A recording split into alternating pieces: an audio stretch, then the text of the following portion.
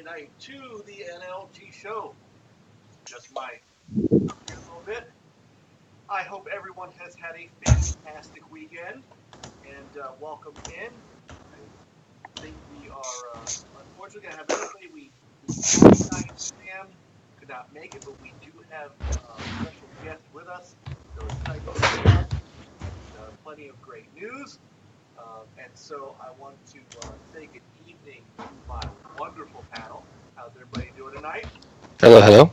I'm exhausted. I actually fell asleep on the couch at like 7:30. Got scared that I might not wake up in time. Right. And welcome back, Nate. Nate's been off a couple of weeks, but here he is. Hello. What's up, everybody? Hello, Nate. Welcome back. He's just here so he doesn't get docked. Right. So, I'm just here so I It's not don't because get fined. of the occasion. you gotta turn your mic up a little bit, though. No. He's got it up there like a tie. I know. I don't get it. There we go. Oh my goodness. Oh man.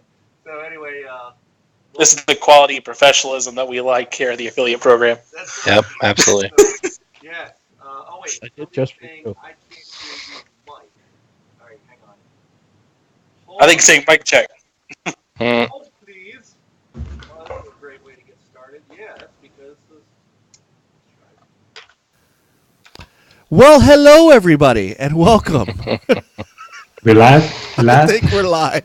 Can you hear me now? I think Can They were you making hear fun of me? me. They couldn't hear Mike I can either. hear anyone else, though. All right. Hang on. I think I got it, though. I think we're good. I'm going to check it out. They all just hopped on. Let's see. I forgot to change the dang... Okay, it's good.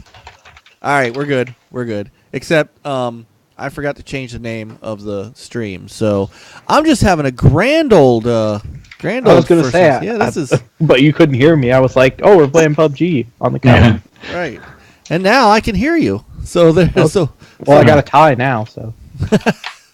Well, welcome to the NLG show, for better or for worse. It's great to have everybody here on this lovely Sunday night.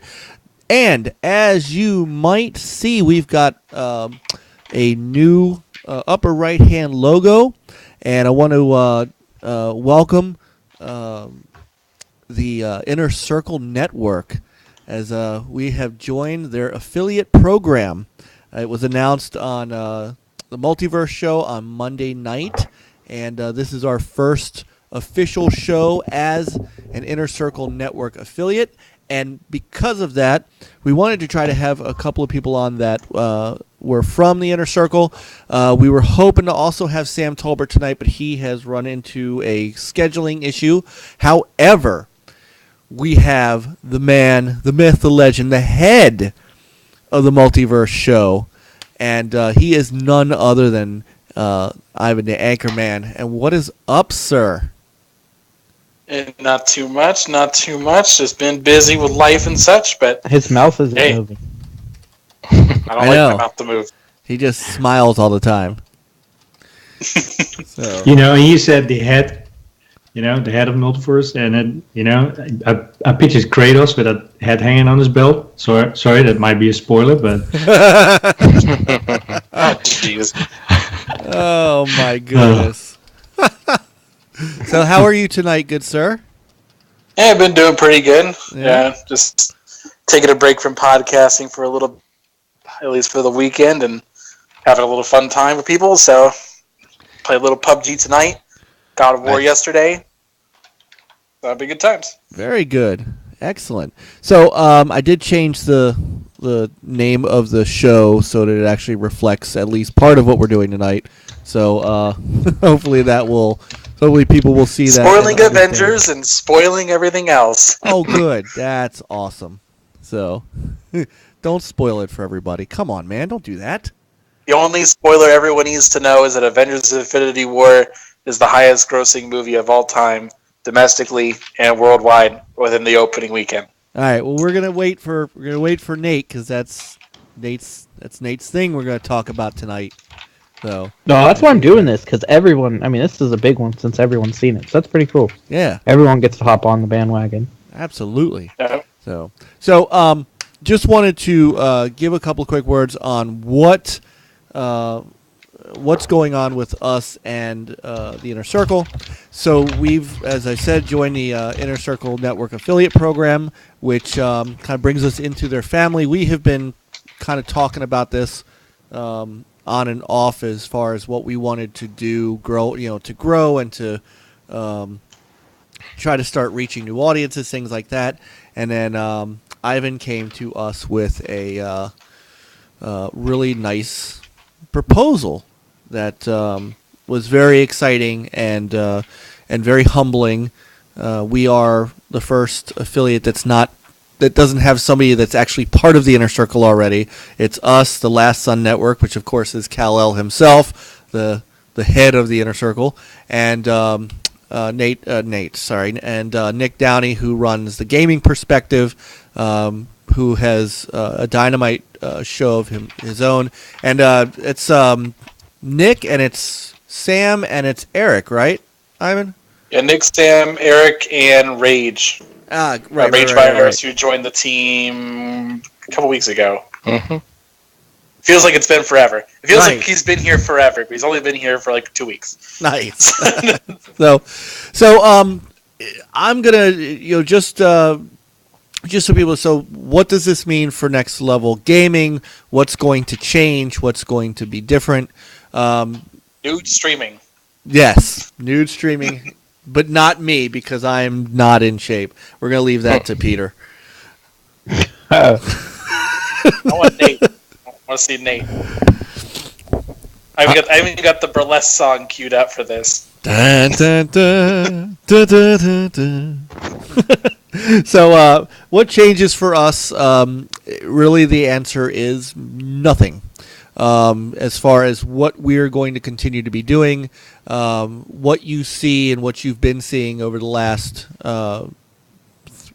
boys, we're almost at 3 years. I don't know if you guys know this or not. Actually, no. 13, 14, 15, 16, 17. Wow. No, it can't be.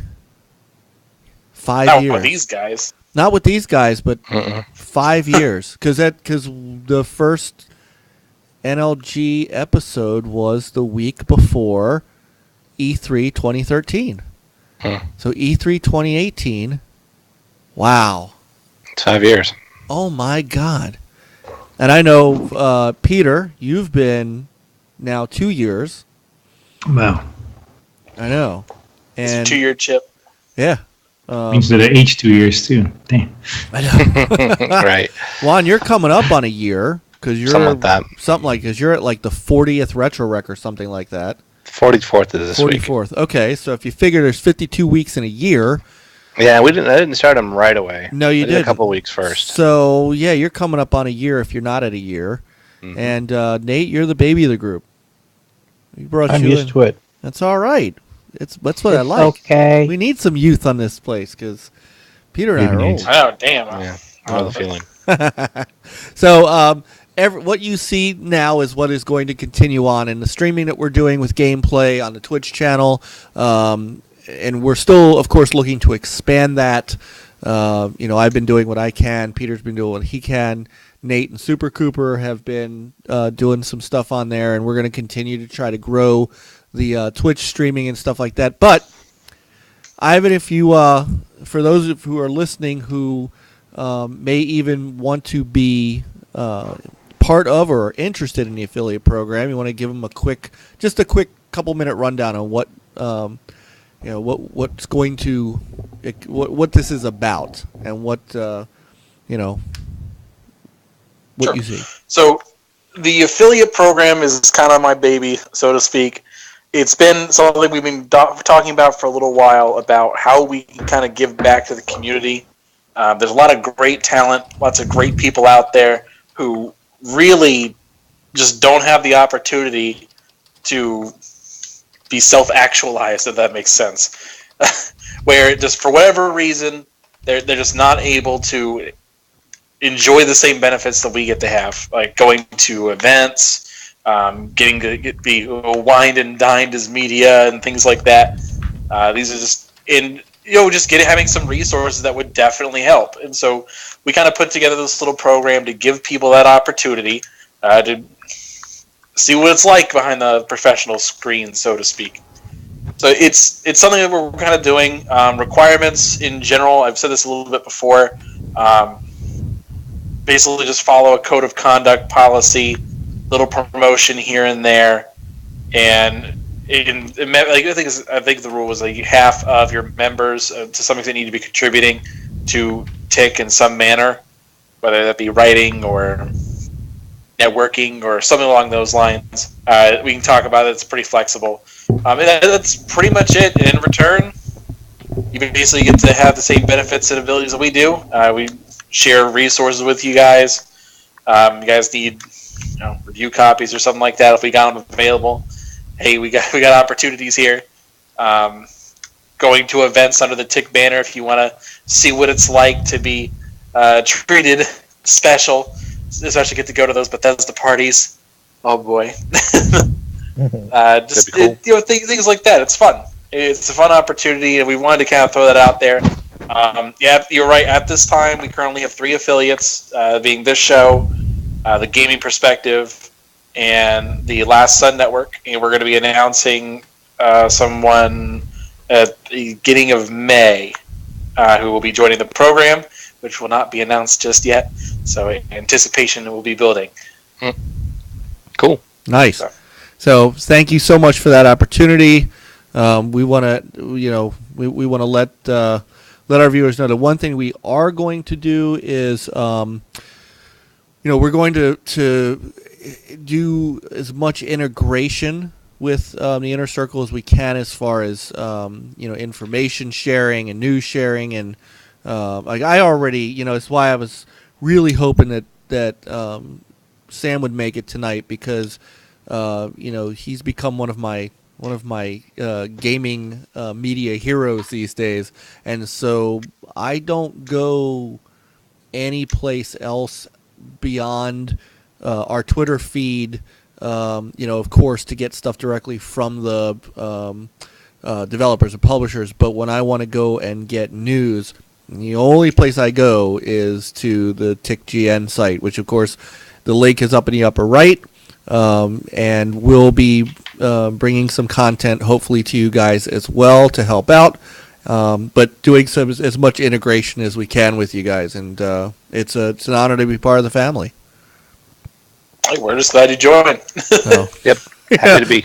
Yeah, it is good to be. So, just very quickly, since we don't typically do this very often, but I want to introduce the folks that are co-hosts here. We normally just come on and say, "Hi, how's everybody doing?" and then just get to it. But I don't get a chance to talk about how great my team is. I mean, this has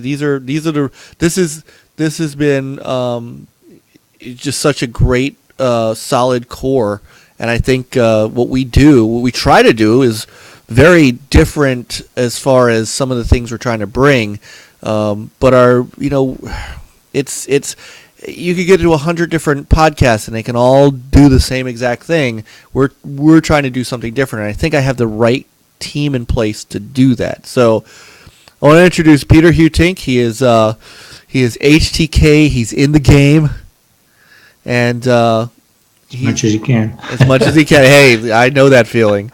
So go freak on. Go right. I haven't played it in a while. Yeah. No, what did you you played the Sam Fisher though, didn't you? Yes, I did. Yeah. Okay, so that wasn't. But after that, I haven't touched it. So that's because you've been getting into other things, and of course, God of War. God of War, yeah, that's sucking up most of my time. Just Yeah. ask Nate. It's like, man, He's I haven't like, talked to you in Where are you? ages. It's like, Yeah, so- he's a PlayStation fanboy now yeah. with a little PC for dessert. Yeah, I actually played some PC. Played some Rainbow Six Siege With Morgan. with Yes. Morganism. Yeah. Yep. I tell you, playing with a mouse is I think that's his favorite game. it's pretty cool. I just missed the control in my left hand, so probably need to have a kind of a hybrid going on. It's always get a Steam controller. yeah. Yeah. So So. it's a much different mindset too. You go to Mhm. mouse and keyboard. So Yeah. Absolutely. so that's Peter. And Peter, what do you own as far as systems? Where should I start? Xbox, PlayStation 4. I have a PC gaming rig. I have a Switch, and that's all current. And then I have the Xbox 360, PS3. I have an OG Xbox. What else? iOS device, phone, iPad. I had actually an iPod.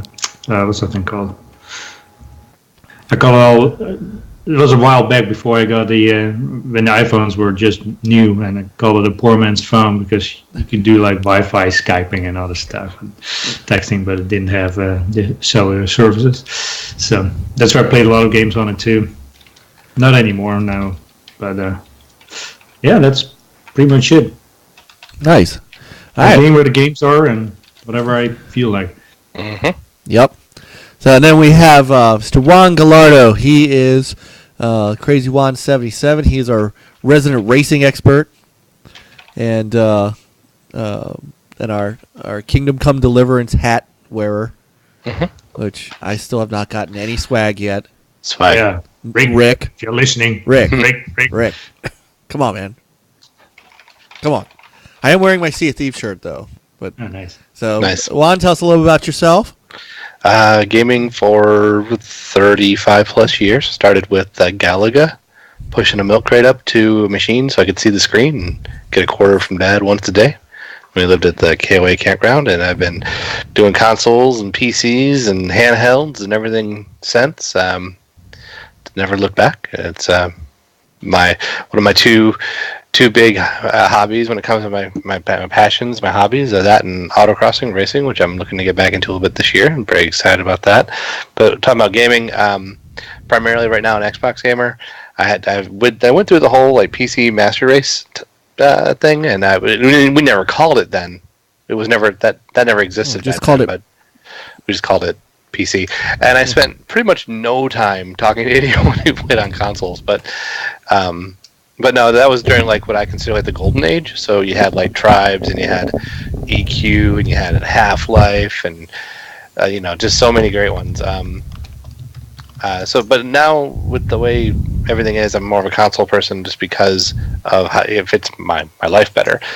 That said, even though I'm an Xbox main, I do like my Switch. Can't wait for Octopath, and I have a fairly small fledgling retro collection that I do some stuff with weekly. But we're talking, the OG Xbox, the PlayStation, the SNES, the Genesis, the NES, the 2600, the GameCube, the 64, the Dreamcast, the Saturn, the something else.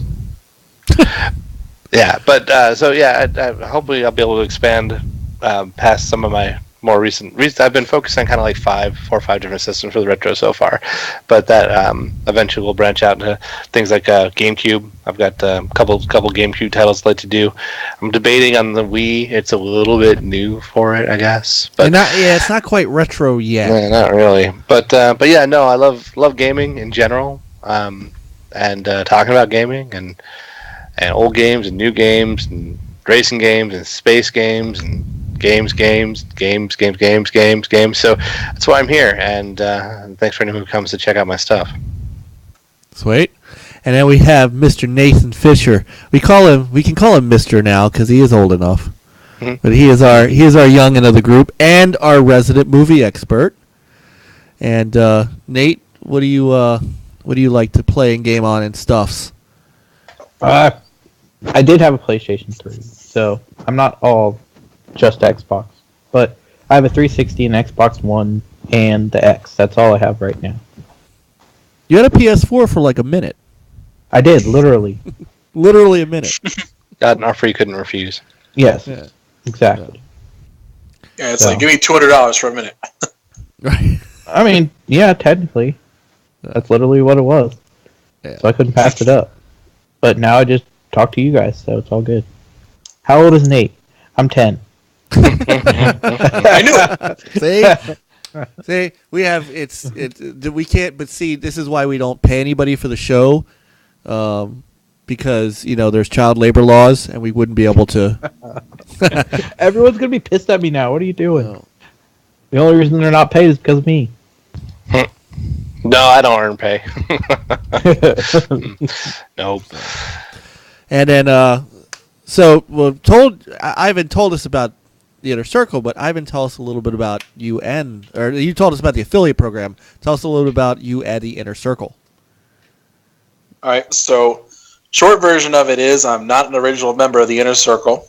I was picked up back in 2015, I believe. I think that's right. 2015? Yeah, 2015. I met the crew after they did their interview. Well, actually, no. I was invited to be on Tick Podcast, like episode 4. And I remember because I kind of blew it off, but I did it anyway. And I remember just playing Battlefield 4 the entire time and just kind of answering questions like, okay, yeah, that's pretty cool. And just doing it that way. And like the very next episode was the Phil Spencer interview. And I was like, oh, okay. And still to this day, the first non-IGN source to have an interview with Phil Spencer, which is a pretty big deal. And so like, I joined the team. I got kind of booted up to director of programming and such. So that's kind of where I stand now. I manage Multiverse Podcast or show, or we used to be called Multiverse Podcast, but I got tired of everyone calling there something podcast. I just got tired of it, so we called ourselves the Multiverse Show, which we do that on Monday nights, and then I do Tick Podcasts on Saturday nights, where it's all Xbox show, having a good time, and I also kind of manage everyone else's shows to an extent, and kind of heading up the affiliate program. So, yeah, for me, I'd play on Xbox, PlayStation, Switch, whenever it has games to play. Which it doesn't have anything till Smash Bros. Comes out. So, Autopath. Nope. Smash or nothing. Alrighty. So, all right. So thank you guys, and of course, Ivan, thanks for coming on tonight. And for the record, I did ask him to come on. He did exactly. Not, which I told you before. If you ask me, I'll do it. I'm not just going to come on. Even though I told him. Children. So. Well, somebody's got to keep us young. All right. So let's get into some stuff. First things first, we're going to go through some of the news of the day and some of the things going on around town. We're going to Sprint and T-Mobile merge. Yes, figure that one out. So. I don't know. Well, it's probably going to end up going faster than my home internet eventually. So yeah, if you can look at it that way, maybe it'll help more people get into gaming. That'd be cool. I moved to Verizon. Damn. I moved to Verizon from Sprint because Sprint sucked, and now they're merging with T-Mobile. Sprint, Sprint, love it. I hate Sprint. I've been on Sprint 3 times, and I've hated it every time. So, all right. First, you live in the wrong state. We talk about a little bit of everything on here. Yes, we do.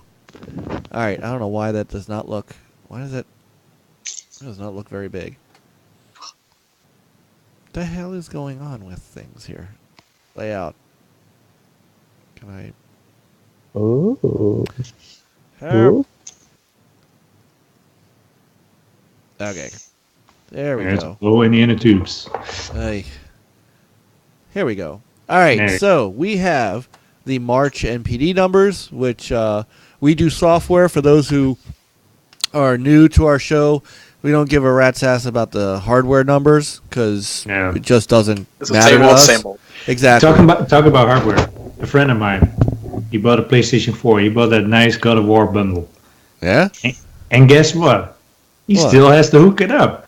What? So if he's if there are more people like that, then hardware numbers just don't matter when they sell. I mean, people need to play those. Yes. If you're spending that much money, and that's a pro bundle, That's isn't a it? pro bundle, yeah. Dude. So I don't know. Oh.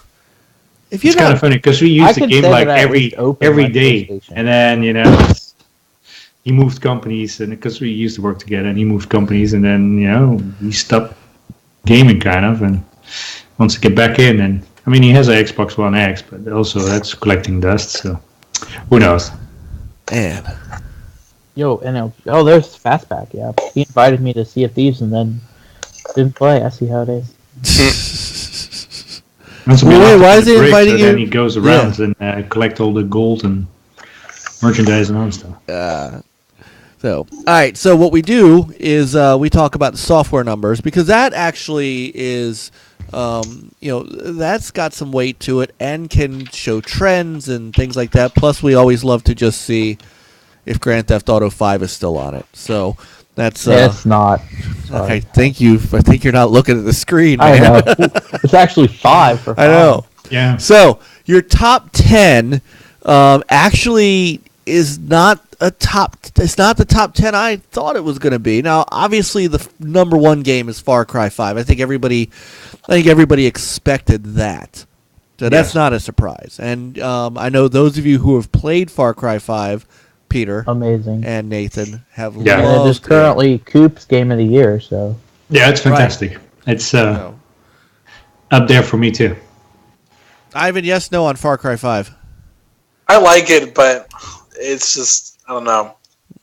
The issue right now I have with Ubisoft is that they have consistently tried to make their games homogenized, and unfortunately, they're never just going to hit Far Cry 3 popularity. They're just not going to hit it anymore because Far Cry 3 was excellent. Far Cry 3 had a village was excellent. Was it 3? But, I never played 3. I played the multiplayer one, but never the campaign. Did you like Pagan Min from Far Cry 4? Yeah, it was alright. Yeah, Pagan Min was a knockoff of Voss. Mm. Not even close. Like But didn't Far Cry 5 outsell that one? Well, yeah, because Far Cry 3 was so popular. Yeah. Like that tends to happen. Like, is Avengers Infinity War better than Avengers 1? Probably not. But it's going to outsell Avengers 1 because of Avengers' popularity. I'm not sure I would even say that. Yeah. No. It will. So. It will. It's only a matter of time. No, I'm not talking about outselling. I'm talking about being the better movie. But if you're just doing that as an example, I guess I can see that. Because it's the popularity of the first one, while it may not have it in the chart in the numbers, contributes to the success of the last one. Because if there were no Far Cry 3, there would be no Far Cry 4 This or is Far true. Cry 5. Right? Hard to argue that. Because Far Cry wasn't even that good of a series until 3. So, how about that? Aha. How about now? All right, so Far Cry 5, I've skipped it so far. I have too, but not. I mean, just so many other games to play. See, my problem is I knew that I was gonna have to make a choice between that, Sea of Thieves, and knowing that God of War was coming, and there was just not enough. It was just a call I had to make. So.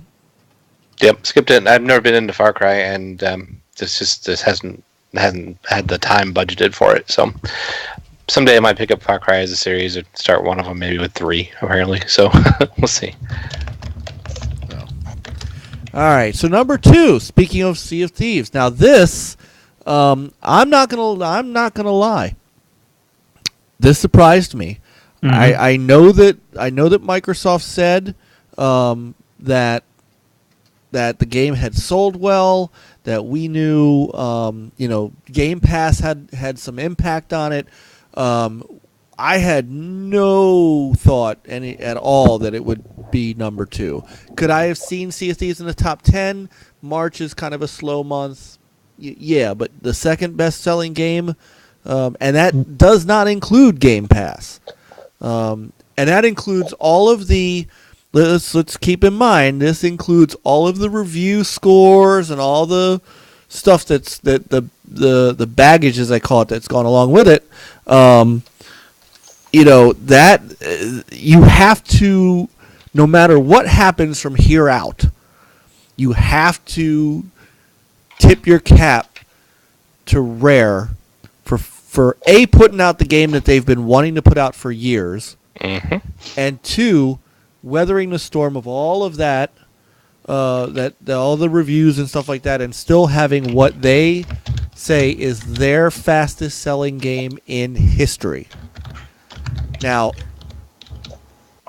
keep in mind, recorded anyway. Since recorded NPD. history, right? Well, since NPD, but NPD's been around since the 90s. Right. So this does include like your GoldenEye era, all that. Sure. Probably not SNES games, in their heyday, but certainly, look, this to me is an accomplishment, and especially since, Microsoft has needed a game like this. They've needed a game that comes out of the gate selling extremely well, that's got the potential to stay around, and Game Pass is going to help with that, as people are continue to get into the ecosystem.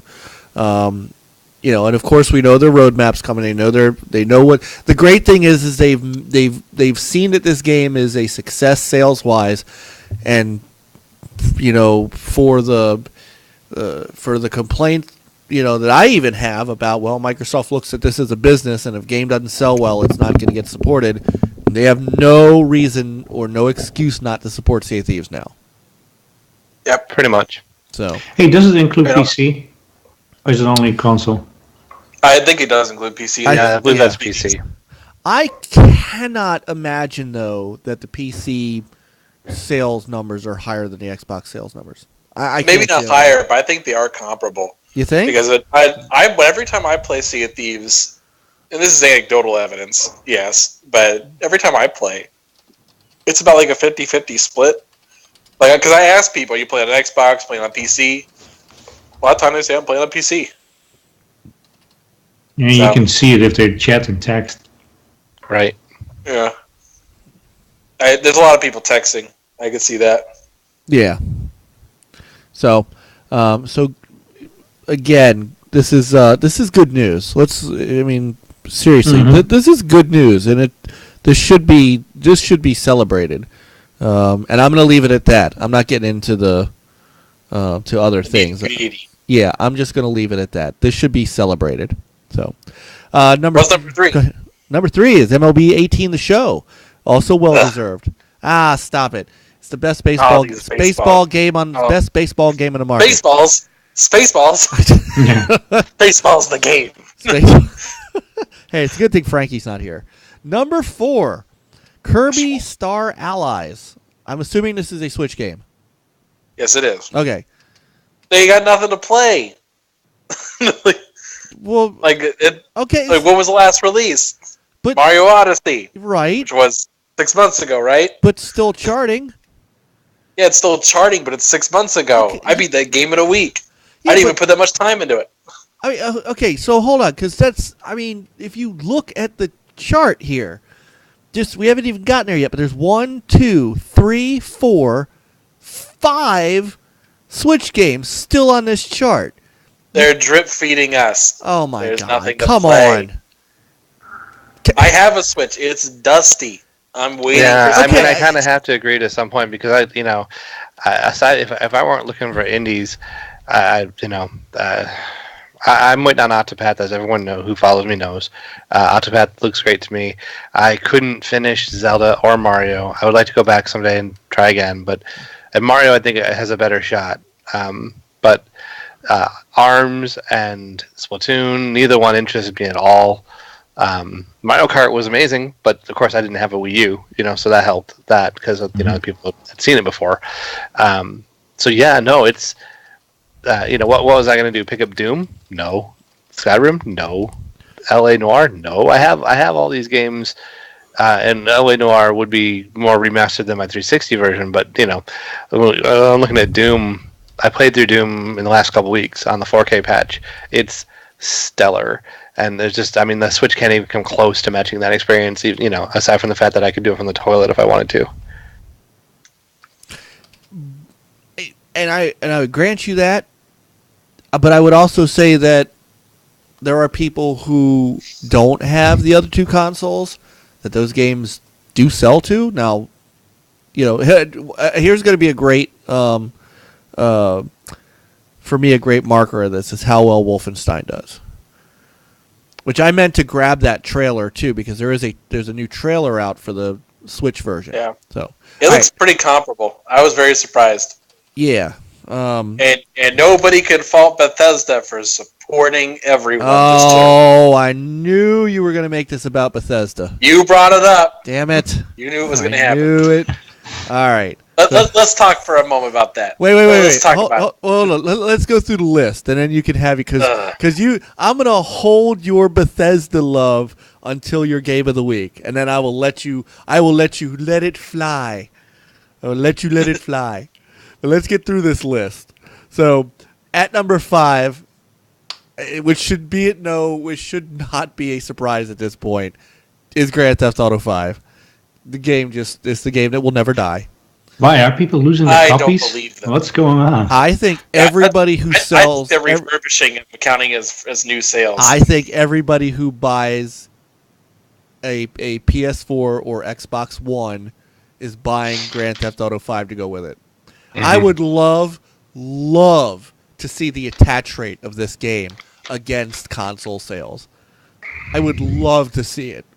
I don't know if you can. I don't know if that's something that you could track because it's a third-party game, but I would absolutely love to see what the attach rate of that game is because it's insane. So, sitting at number 6 is Call of Duty World War II. Not terrible surprise. Number 7 is Mario Kart 8. So the best game on the Switch. Exactly.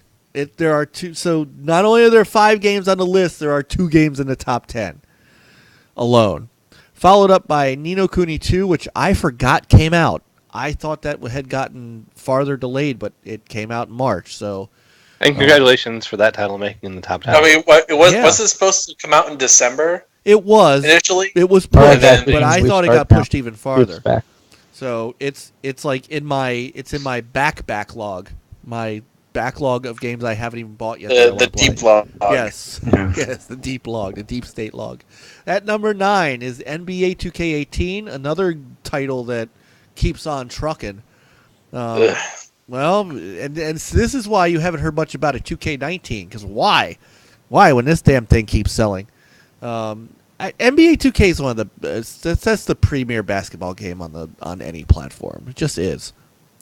The only basketball game? The only one that matters? Well, that matters, yes, but it's just visual concepts, man. Monster Hunter World rounds out the top 10. Yes, it is a shame Frankie's not with us tonight because he would love that. So, rounding out your bottom half of the top 20, the back 10 as I would call it, Super Mario Odyssey at 11, The Legend of Zelda Breath of the Wild at 12, PUBG is still kicking in, and so full disclosure, I get these from VentureBeat, which is why you see the little stars. I believe that the stars, the double stars there means they do not count digital sales of this game. That could be, yeah. I think if I remember right. So that is also impressive. So it's just a code in a box sale then? That would count as a physical or is sale. it? I think. Well, I think it counts. I see the reason. If you had to go to Best Buy to do it, yeah, because that gets rung up on a register. Right. So I think if it gets rung out, I think it doesn't matter if it's just a code or if it's a disc. I think that's going to count. And so that's still kicking. And of course, we know the new Miramar map is on the test server. which we're gonna get. Well, we're not gonna get a chance to play. We might. Nathan. Yep. When's the Miramar map end for the test server? I know they had done May it. 28th. No. They were. I thought there was a test this weekend. No, they're going through this weekend. Okay, so do you think it's still going to be up when we're done? Yeah, it should be done because of the issue they had with the first day. Okay, so we should take a shot at that when the thing's over and see if we can play it and stream it. See if we can show it off to some people. Sounds like a plan. All right, so Tom Clancy Rainbow Six Siege still kicking in. In fact, here's what's interesting, and Peter, we talked about Ghost Recon earlier. Ghost Recon has fallen off the map, has fallen off the NPD charts. Siege is still there. Well, yeah, but didn't Siege just release an update for third season? But yeah, so it's that's also a maybe why. 2015 game though. Right, and when did So we have to get the show done before 2 a.m.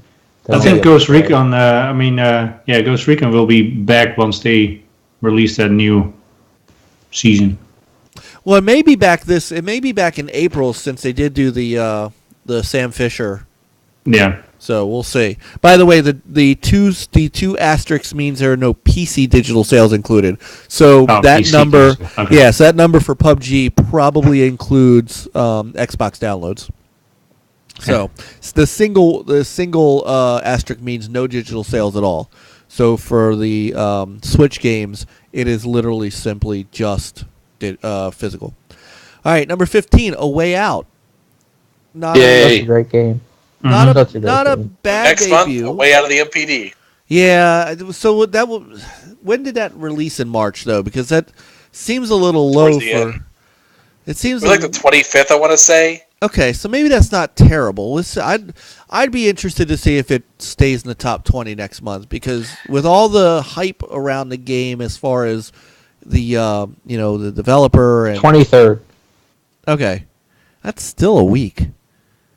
Yeah, well, with the fact that you only have to have one person buy it for its intended two-person play, true. I mean, that's a factor, right? True. So the fact that it's even in the 20 and only half the people had to buy it is still pretty good. But I'll say Joseph Ferris is not doing too hot at EA right now. No? It's like, guys, you ruined the hustle. Why'd you tell people? You shouldn't have told anyone. So, that's right. And then the Oscars. All right, number 16 is Assassin's Creed. Number 17 is Dragon Ball FighterZ.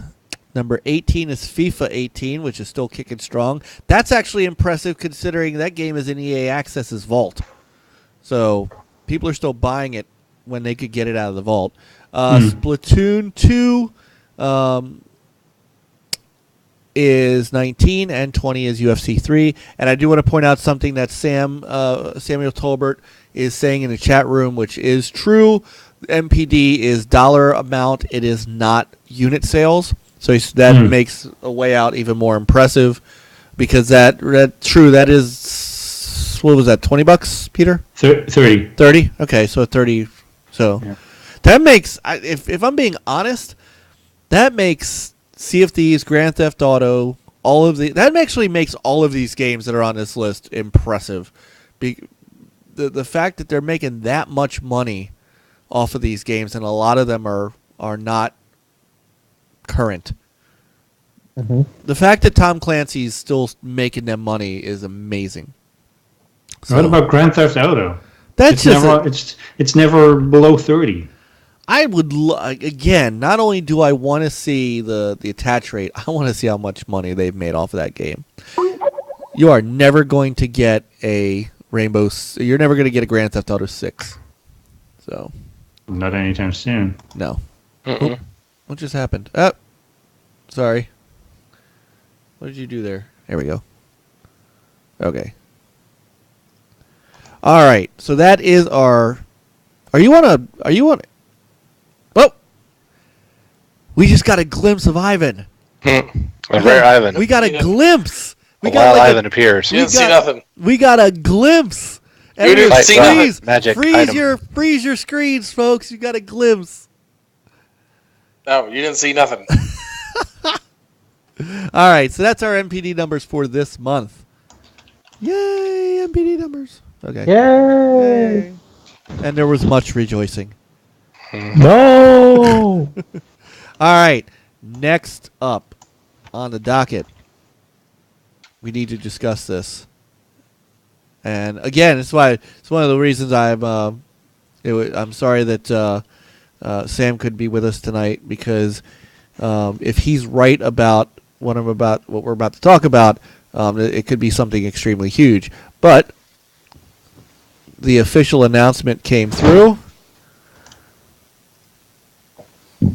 GTA still in the top 5? Yes. Okay. September 14th for Shadow of the Tomb Raider. Never played the original. The original what? I played the original Tomb Raider, but the original, the reboot, I have not played. Yeah, the Definitive Edition is cheap these days. By the way, where did you go? Game Pass, isn't it? The original? Yeah. Nathan, where did you go? Your thing. Oh, sorry, I thought I could be Shy Fisher. My bad. So this looks more of a cinematic trailer than gameplay, but I do have some screenshots. Golden Llama. Yeah, I mean, the trailer, if I'm honest, didn't move me a ton, because it was a CGI trailer and all that. But I'm stoked about the game. I've loved Rise of the Tomb Raider. It was my game of its year. Non-Forza game, of course, of the year for 15, I think it was. So yeah, I'm all over this. I just love Tomb Raider. I mean, When's the release date? September 14th. September 15th. The only thing. Alright, so that's when Fallout 6 is coming. Fallout 6. You need a Fallout 5 first. We're skipping 5. We're just going straight to 6. So, the only thing that's weird, hopefully we got some wall running like that, but here, the weird thing about this is they turn, like, I don't remember Laura being a crazy super killer like that, though. Like, she's literally Rambo in those first scenes. Done messing around. I guess.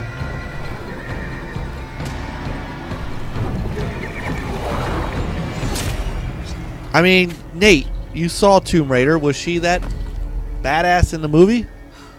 Coop thought so too. I thought she was damn good looking too. There's no doubt about that. Yeah, I mean, yeah. Yeah, she No knew arguing the that part. puzzles and stuff. Yep. What will I become? But it was hard to pay attention to the puzzles and stuff. It'll be interesting. They're the writer spoke about it, wrote about it, that Oh my god, he called me beautiful. her human story is going to be part of it. I fully expect kind of more of the same, but I'm also on board with that. I don't think it's necessarily going to break any new ground, but you don't have to do that to be a 9 out of 10 media darling these days. So Well, it's coming out on all platforms. Yeah, So it's going to be 10 times better than the other ones because it wasn't at first. That's just how it's going to work. Rise of the Tomb Raider was great just because Rise of the Tomb Raider was great. No, I mean, I agree, but you know how it is. Oh, well, 8.5 out of 10. Not a 9. No, That's you why know the how it is rating nowadays, system- though. If it's not a 10, it's garbage. Right. Well, there's that. Right. Oh. That's why the rating system should just go away. Play. yeah, numbers can go away, but that's a whole different discussion. The game looks good in the screenshots, though. So again, Tomb Raider, I'm on board. Give me more. Oh yeah. So we were discussing this in the Discord room, and I don't want to specifically speak for Sam. He's in the chat room, but one of the things that he is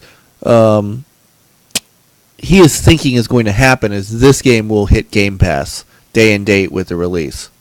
I think that is in the right kind of model. Some games, I'm telling you right now, at E3, they are going to announce big AAA games are coming to Game Pass day and date. That will happen. What if they did it with because we've kind of discussed this, but with Tomb Raider is a potential for that. What about Splinter Cell? That'd be pretty sweet, wouldn't it? Mm-hmm. Well, And fitting, I think. Key thing about it, though, about Game Pass, about how they're going to handle this, is it's not going to be all the big AAA titles. Because, like, why would Call of Duty ever bother? No reason.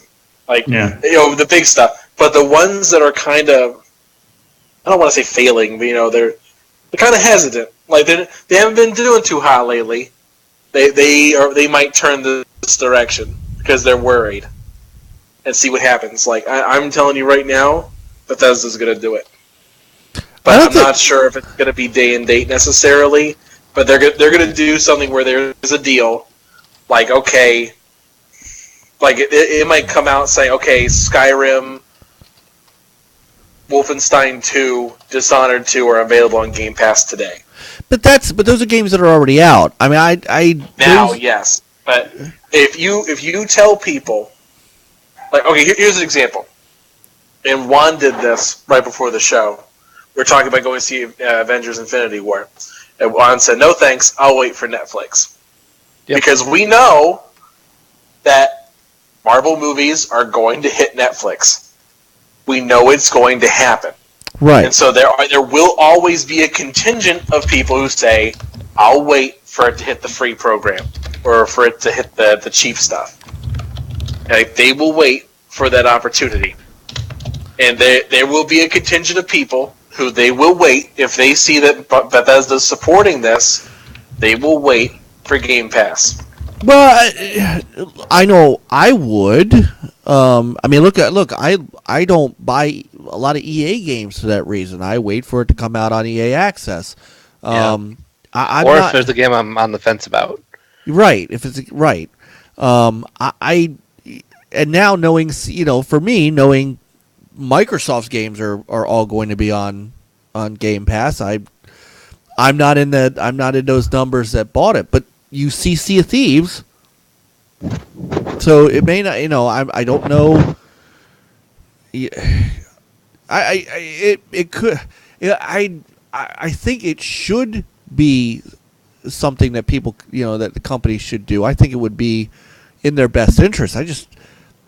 Third parties. Go ahead, Peter. No, it creates a lot of what's the word I'm looking for? Buzz, and there are people that do not want to so-called rent games, so they buy it.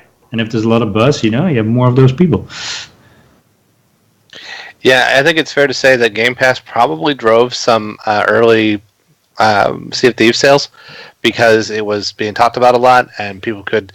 A lot of people were getting into it, so there was a lot of people talking about it, and a lot of people, plus or minus, whether you loved it or hated it, it was talked about for several weeks, like at least 2-3 weeks, almost nonstop. Whether you were talking about how it's the death of, AAA, or it's all games as service is evil, blah blah blah.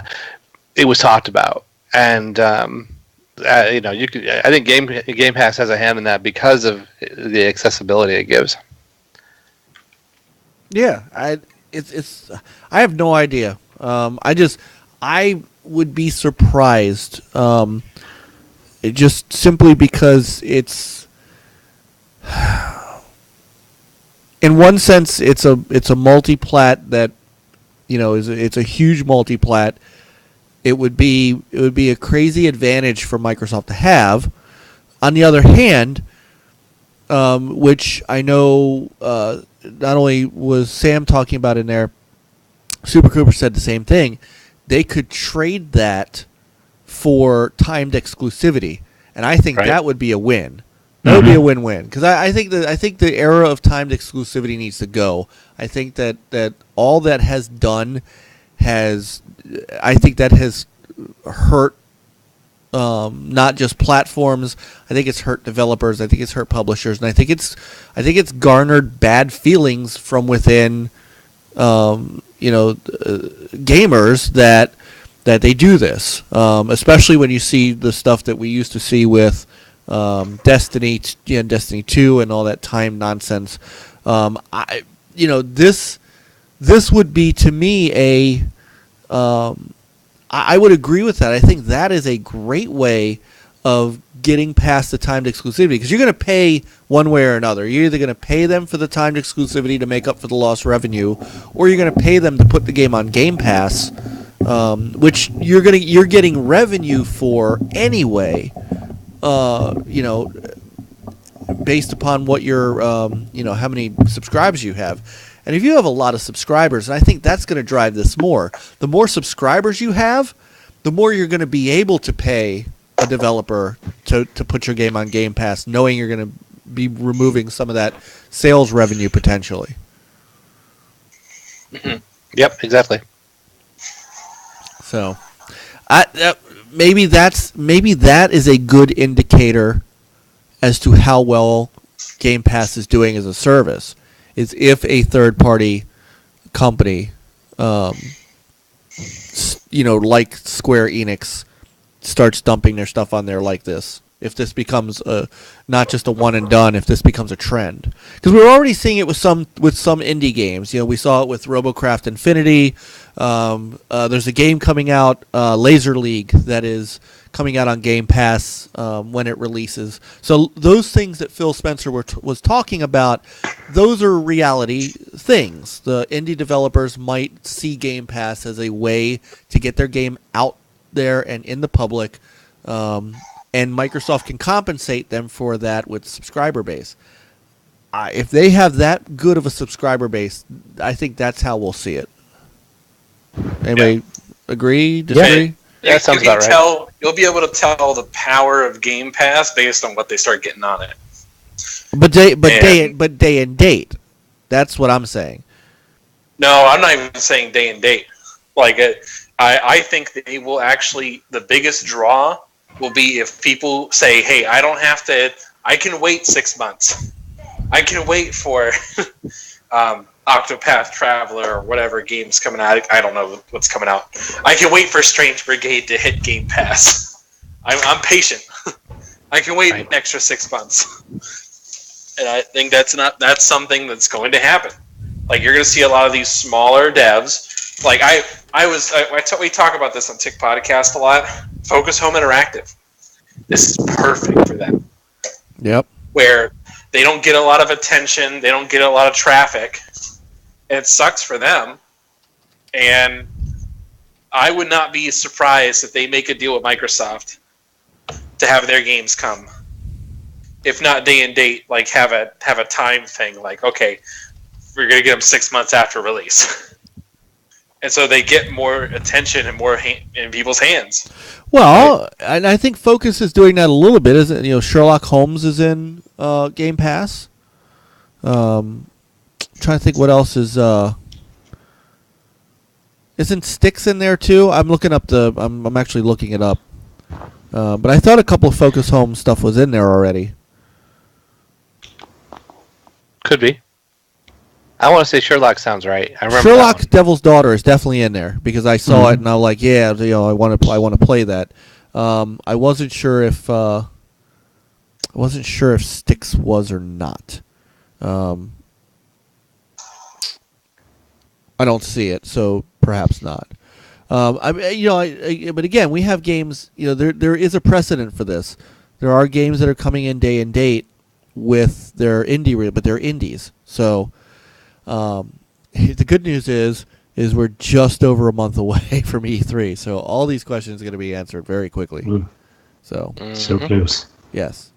All right. So anything else in Tomb Raider? Then we can slide forward. I want it. Yeah. Yeah. Look forward. Nate? No. No? I didn't play the other one. Nate. Pass on it. I'll pass. I'll just play whatever Bethesda's putting out. Oh, for God's sakes. Because you know it's happening, dude. You asked for it. You know it's coming. You know it's coming. There's no planned release for any Bethesda game this year. I didn't say that. It's been I didn't say 3 that. years since a Bethesda Game Studios release. I didn't say that. Hey, there's plenty of DLC. Sky Scrolls. Sky Scrolls. Oh. Star All right. Scrolls. Okay, a couple of quick things to show you really fast. First up, so we have both the Xbox games with gold and PlayStation Plus games for the month of May. A good month all around, in my opinion, for free games if you're into that thing. So first up, we're going to start with the PlayStation side.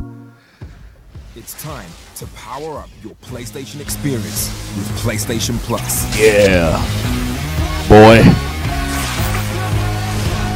The Beyond Two Souls, which I've heard is very good. And Rayman Legends. Folks, this is a stellar title.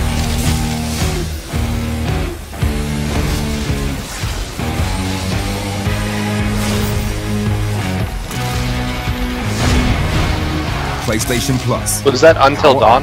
Your play. It was for the players. I think there was, I don't know, something else. I think that was just part of their ad. Gotcha. So, guys, Rayman Legends is worth that. I know it's an old game. I have it right on so many platforms. Oh, I love that game. And I'm not talking about Origins, because Origins is part of Legends. There's so many. I mean, people who have not played Rayman before. I mean, that is one of the consummate platformers. I still have it for the Jaguar. So, all right. So those are the Rayman for the first time. I remember playing that game. I snuck over to my neighbor's house. His name was Mike, and because he had a Sega Genesis, and he had, I don't remember what the other one was, but I remember we were able to play Rayman on it. well It was amazing. First one was a PlayStation game first? No, it was an Atari. no. It was an Atari Jaguar game first. It was started out there, but also was on PlayStation, was on Saturn, and then of course we got it made its way up from there. So yeah, I remember it from the Atari Jaguar. So all right, Xbox's games with gold this month. Also a very stellar month for their free games. Hi, Xbox fans. May is bringing new and classic fun to Games with Gold. As always, all 4 games are playable and acquirable on Xbox One and free to those with an active Xbox Live Gold subscription.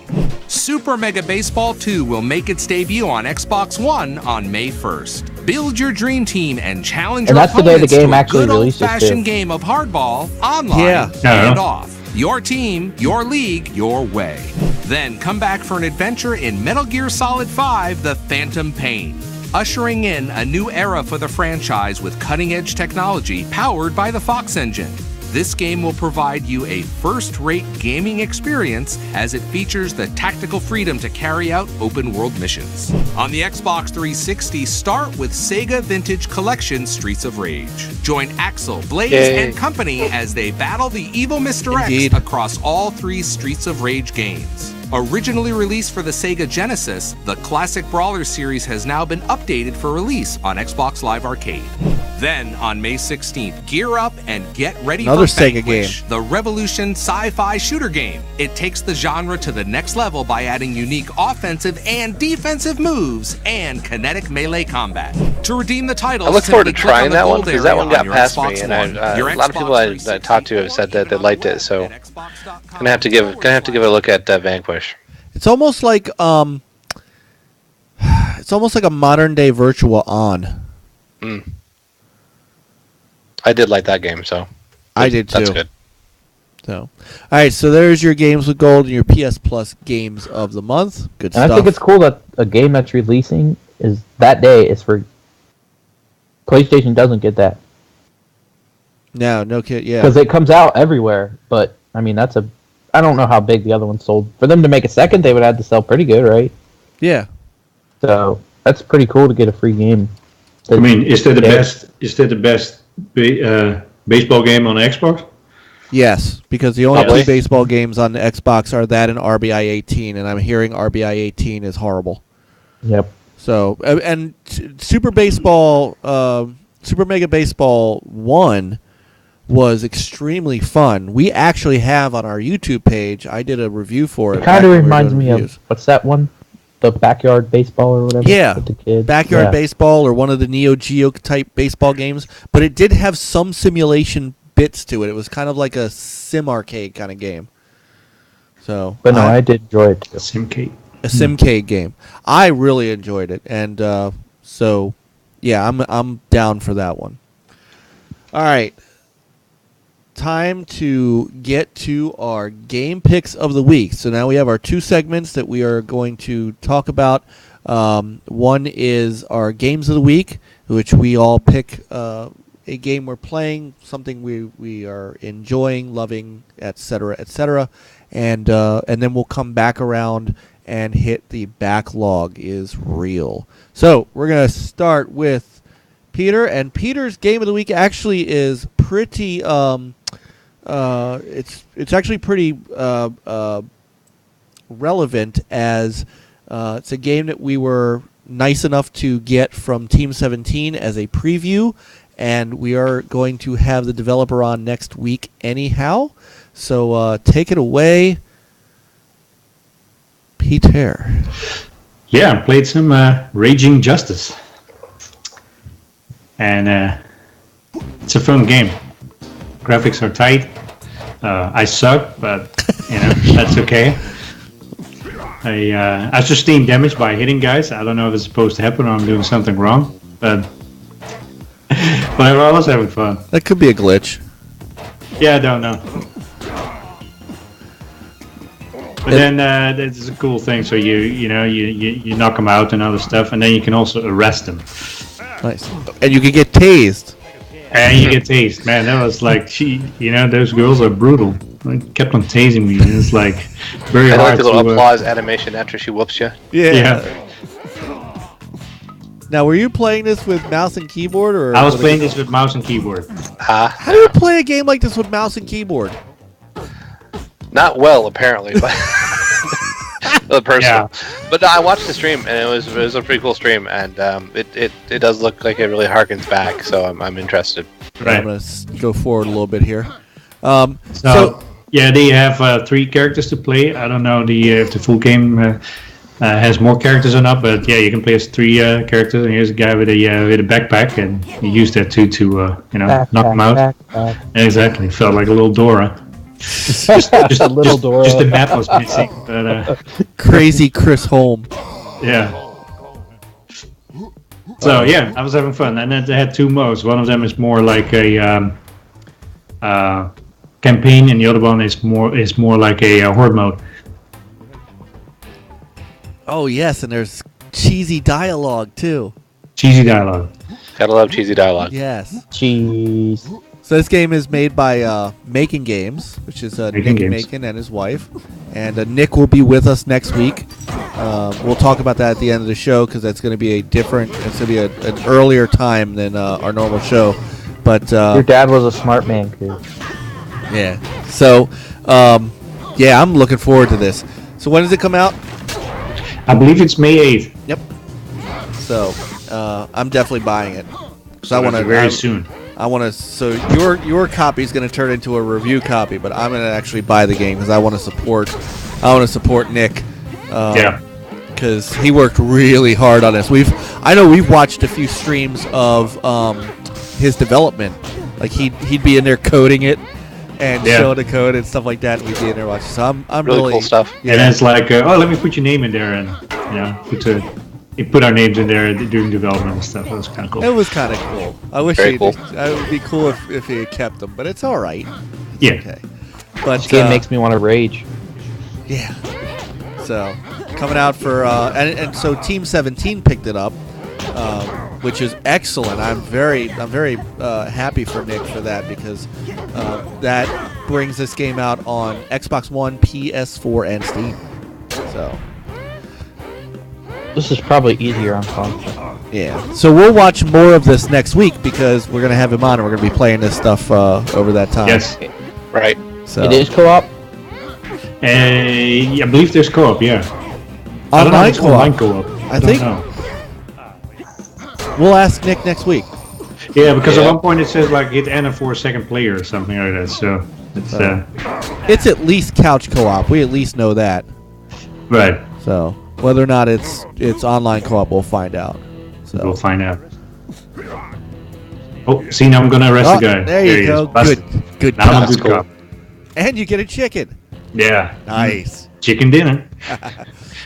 From Final Fight. Oh, we're being sued. This is like, I'm telling you, it's like Streets of Rage and Final Fight and all those great games. Right. And at one point, like you have like a tractor you can drive around and run guys over. And Nice. it's just a lot of fun. All right, very cool, man. So we'll see this game next week some more too. And thanks for streaming this too. This is great. So, Yeah, I had fun. Fun doing it.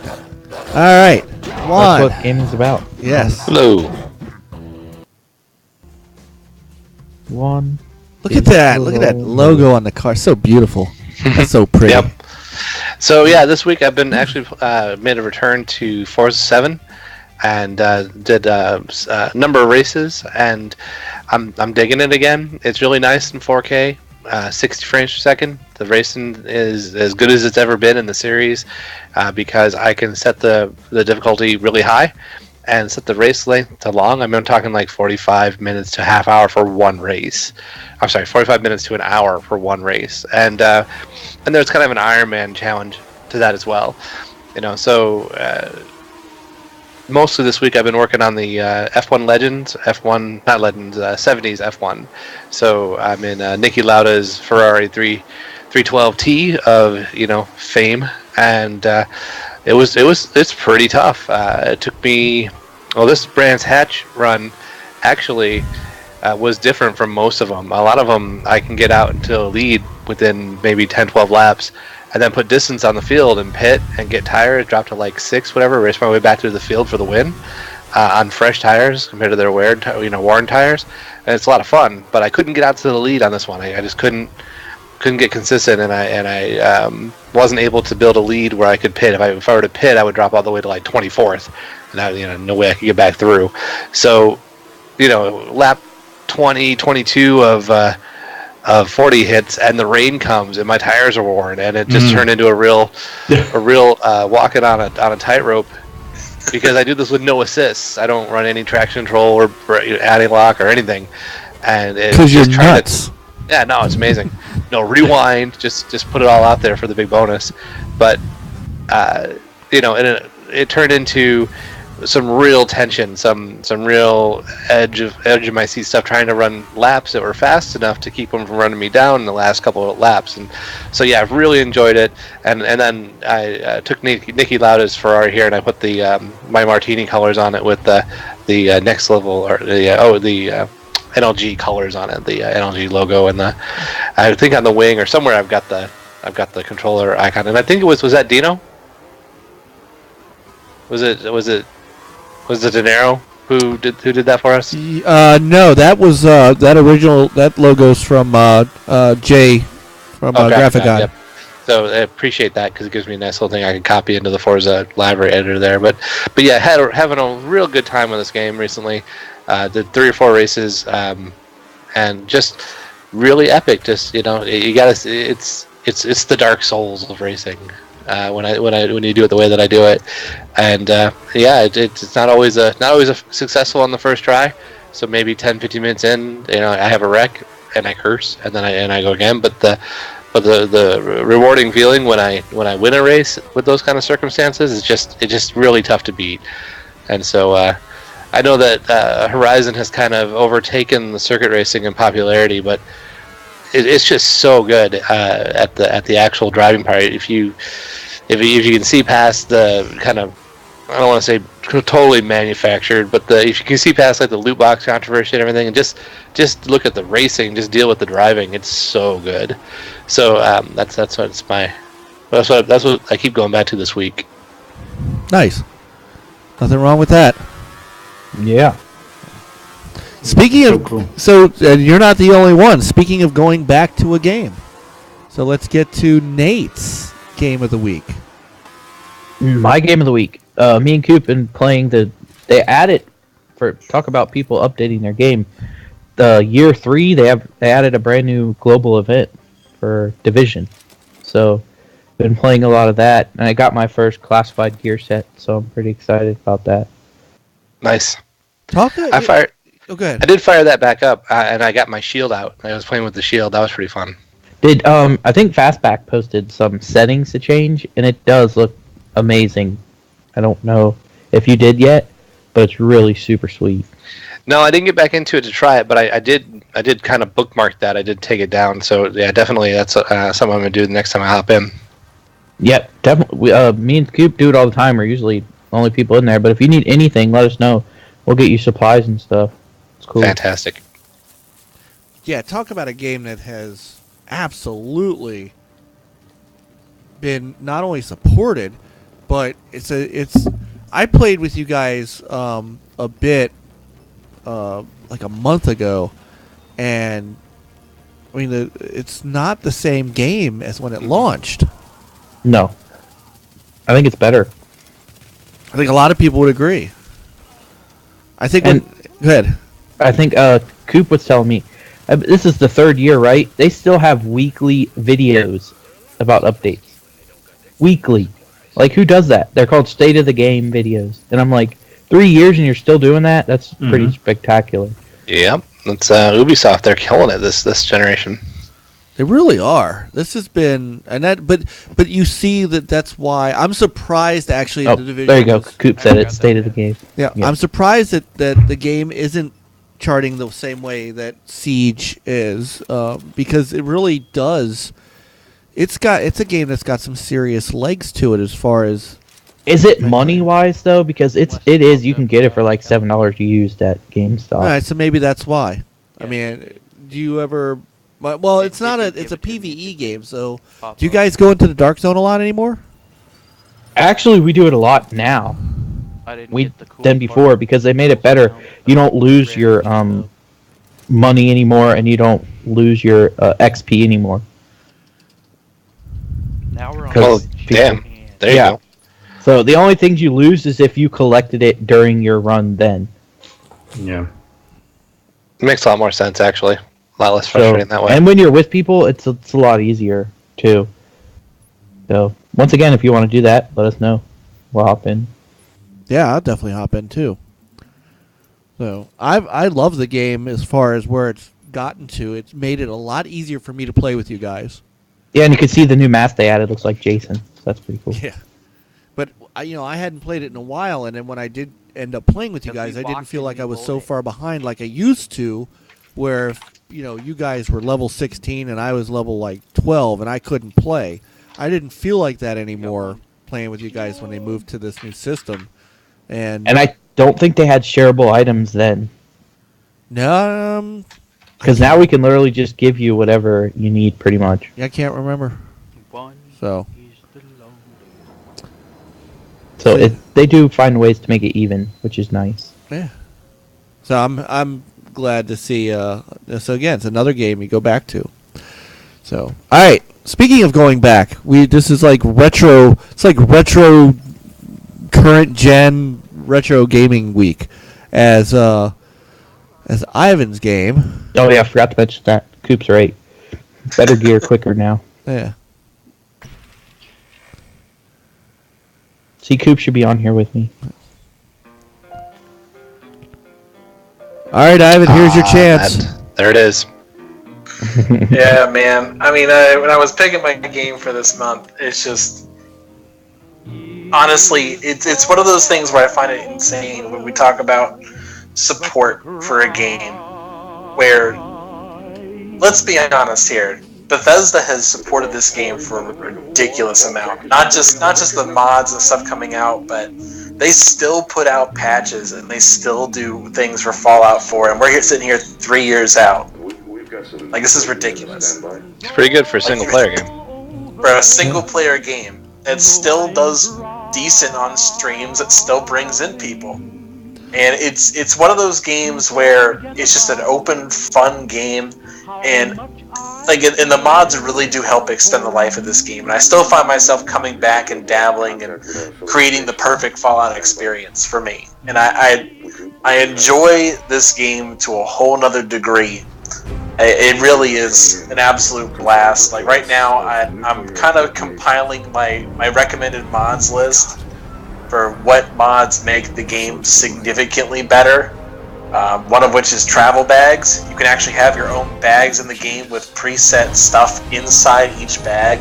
You can even customize it, like what's hanging from. Like I have a duffel bag on my character, and I have a gas mask on one end, and I have a lantern on the other, and the lantern actually replaces your Pip-Boy light, so you can just turn on the lantern instead, and it looks like a lantern. It's just cool little stuff like that, which I absolutely love. In terms of immersion, workshop overhaul, new radio stations, things like that. It's just an absolute blast. We were actually talking about this before the show. There's actually a lot of great mods to, and even if you're playing on the S and you want a great experience, one that will make the game run better, there is a optimized textures pack where, like, by default, like the textures in Fallout for like 1440p. You can actually bump down all the textures down to 1080p textures. You will not notice any difference. Like maybe if you stare at it, or you've played to the amount of hours I've put into it, yeah, I notice a difference, but it's not significant. But the game runs so much better. It is an absolute improvement in every way. It is totally worth it to check it out. Nice. So, yeah, Fallout 4 is... Sweet. All right. I'm gonna give mine real quick. It's a little bit different because I've been playing a lot of God of War, like Peter has. However, God of War can't do it twice in a row, so I'm gonna go with what I ended up doing on Friday evening, which was playing through the. Let me scroll through here and blah blah blah blah blah. Going through the Detroit Become Human demo. And Peter, did you go through this demo yet? No, not yet. All right. Ivan, did you try this out yet? Nope. I don't play garbage. Stop. Oh my God. What if I told you it was made by Bethesda? Yes, and I play it. All right, so I'll be honest, I'll play it. All right, so here's the scoop on it. Now everybody knows this is the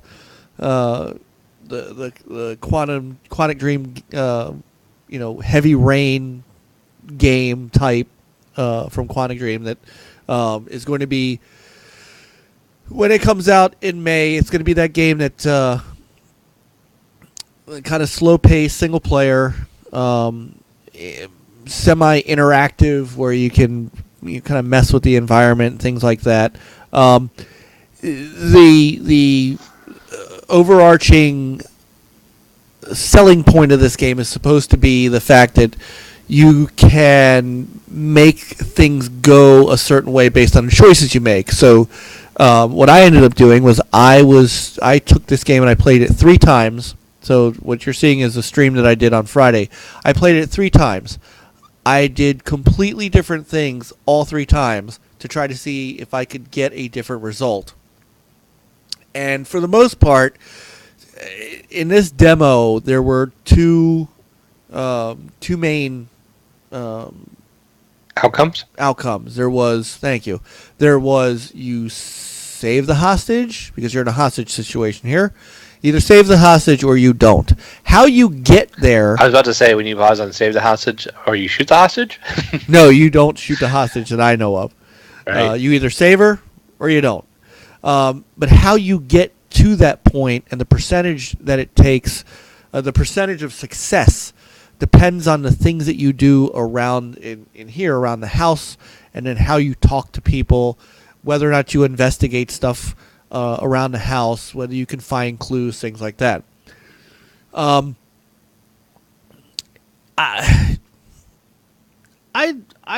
It was cool the first time I played it, and it looks great. Now, keep in mind, this is on a base PS4.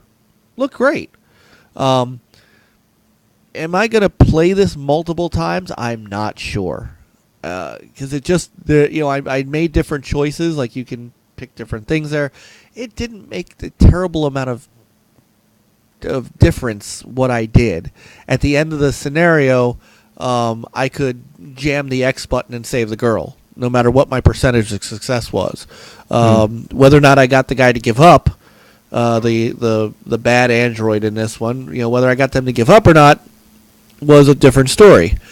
Now, what I do like about the game is there's this element that I liked in games like Sherlock Holmes, and this gave me some early thoughts like Condemned, where you could do you analyze things and you can pick up clues.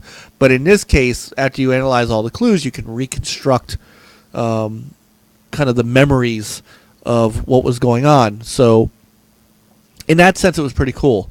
It's gonna be a long, drawn out game. I just don't know if I'm gonna play it multiple times. I did enjoy the demo, so there you go. So, would you pick it up? Huh? Would you pick it up when it comes out? Day one, I was day one. I thought this was going to be like my game of the year. I'm not sure yet. Would be a good Game Pass game. Oops. Sorry. Nice. Okay, so that is Detroit Become Human. You can see this on our Twitch page, the full stream with audio.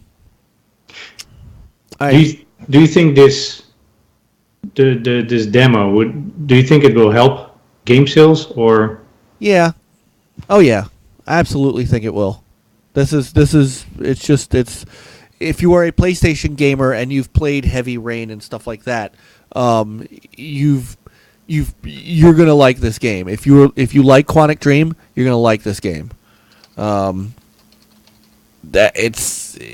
Is it going to pick up? I put this on like the level of a game like Gravity Rush 2. If you are a fan of that genre or the series, I think you're going to like it. Are you going to take a $60 chance on it? I don't know. Yeah, I was looking forward, but I don't know. I'm seeing it. I'm not 100% sold. Yeah, it's cool. But if this and God of War came out on the same day, it'd be a no-brainer. God of War. So I mean, yeah, I'm not sure. I think I might wait for a sale. So, yeah. When is this game coming out again? Middle of May. Middle of May. Yeah. Well, then with Black Friday, it should be on sale. Right. So. All right, so that is Detroit Become Human, and I got so Ivan, you've got a run. Yeah, I got to split, guys. I wish I could stay longer, but some of us got to work in the morning. Yeah, we all have to work in the morning. Well, some of us have to work earlier than others. Okay. All right, so what we're gonna do is I'm gonna let the video run, and maybe here's what I'll do is I'll turn this up a little bit. Folks can watch this video in action while, because once Ivan drops off, it's, as you guys know, we're on Skype. It is our one curse of using Skype. It's going to screw with the Windows, so I'm going to reset everybody's Windows real quick. So, Ivan, thank you so much for being with us tonight. Thank you for bringing us into the Tick family. We are excited and humbled, and looking forward to a wonderful and long time relationship with the Inner Circle. Yep, and you keep doing the good work that you're doing. That's the reason why we asked you in the first place. So I appreciate all the work you guys are doing, and really just keep up the good work. We even work when this guy sleeps. Yeah, thanks for coming by, Ivan. Have a good night. Yeah, man. See you guys. All right, see ya. All right, let me let's see what happens here. It might only affect Peter, because I think you two are going to be okay. We're going to find out in a second. Bye, Peter. Oh, it's a difficult one. Yeah, but you're our difficult one. You're the wise one. The oldest, that's for sure. Not by much. Yeah, It's enough. It's enough to make a difference. The game looks, kind of interesting to me. I'm a fan of like the Telltale. Well, I mean, some of the Telltale anyway. Definitely, the Life is Strange. So I could see myself playing this kind of game. If it were on a platform that I would buy. And so funny. Like I think this is. I absolutely think this is better. To me than the Telltale. There we go. Didn't have to do much. Perfect. I think this is better than a Telltale game, is that you have a lot more control over your character. A lot. This to me is more like if I was to compare it to something, it would be like those Sherlock Holmes games. I feel like he's So. shot a few times here. All right, cool. So now we're going to go back through and we're going to do our backlog is real segment. Just for those who were wondering, Anchor's backlog game was going to be Kingdom Come Deliverance. So maybe we'll find out from him why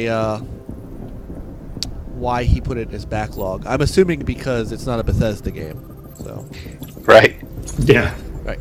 All right, so we're going to go back through and we're going to start again with Peter. And Peter, your backlog game, I think, was... I don't remember what I stuck in there. I think it was... There are too many backlog games. So. I think it was this. Oh, yeah. It's the, what's it called, Firewatch? Firewatch. By Campo Campo Santo. Santo. Who Yeah. had news, actually. Yeah. Who... Picked it up on sale, and I still need to play it. Oh, so you haven't even played it yet? I've not even played it yet. Oh, wow. I started it. So what was your desire to pick it up? Because it was on sale. And there you go. Heard good stuff. So, Okay. Coop enjoyed it. Seems like a good walking simulator, right? Yeah. So. And yes, they did. Coop. Yes, to answer Super Cooper's question, Valve just bought them. Mm-hmm. So. And Microsoft needs to buy Valve, but hey. So. Don't get me started. So again, if no, I just want another Left 4 Dead. That's all. I would love another Left 4 Dead.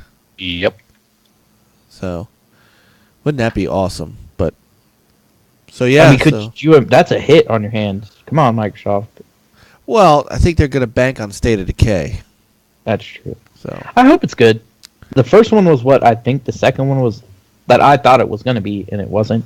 So I'm hoping it is what I thought it was going to be the first time. yeah.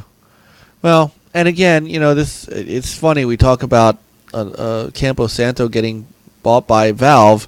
I thought Phil said he was going to buy studios. I guess he's not buying this one.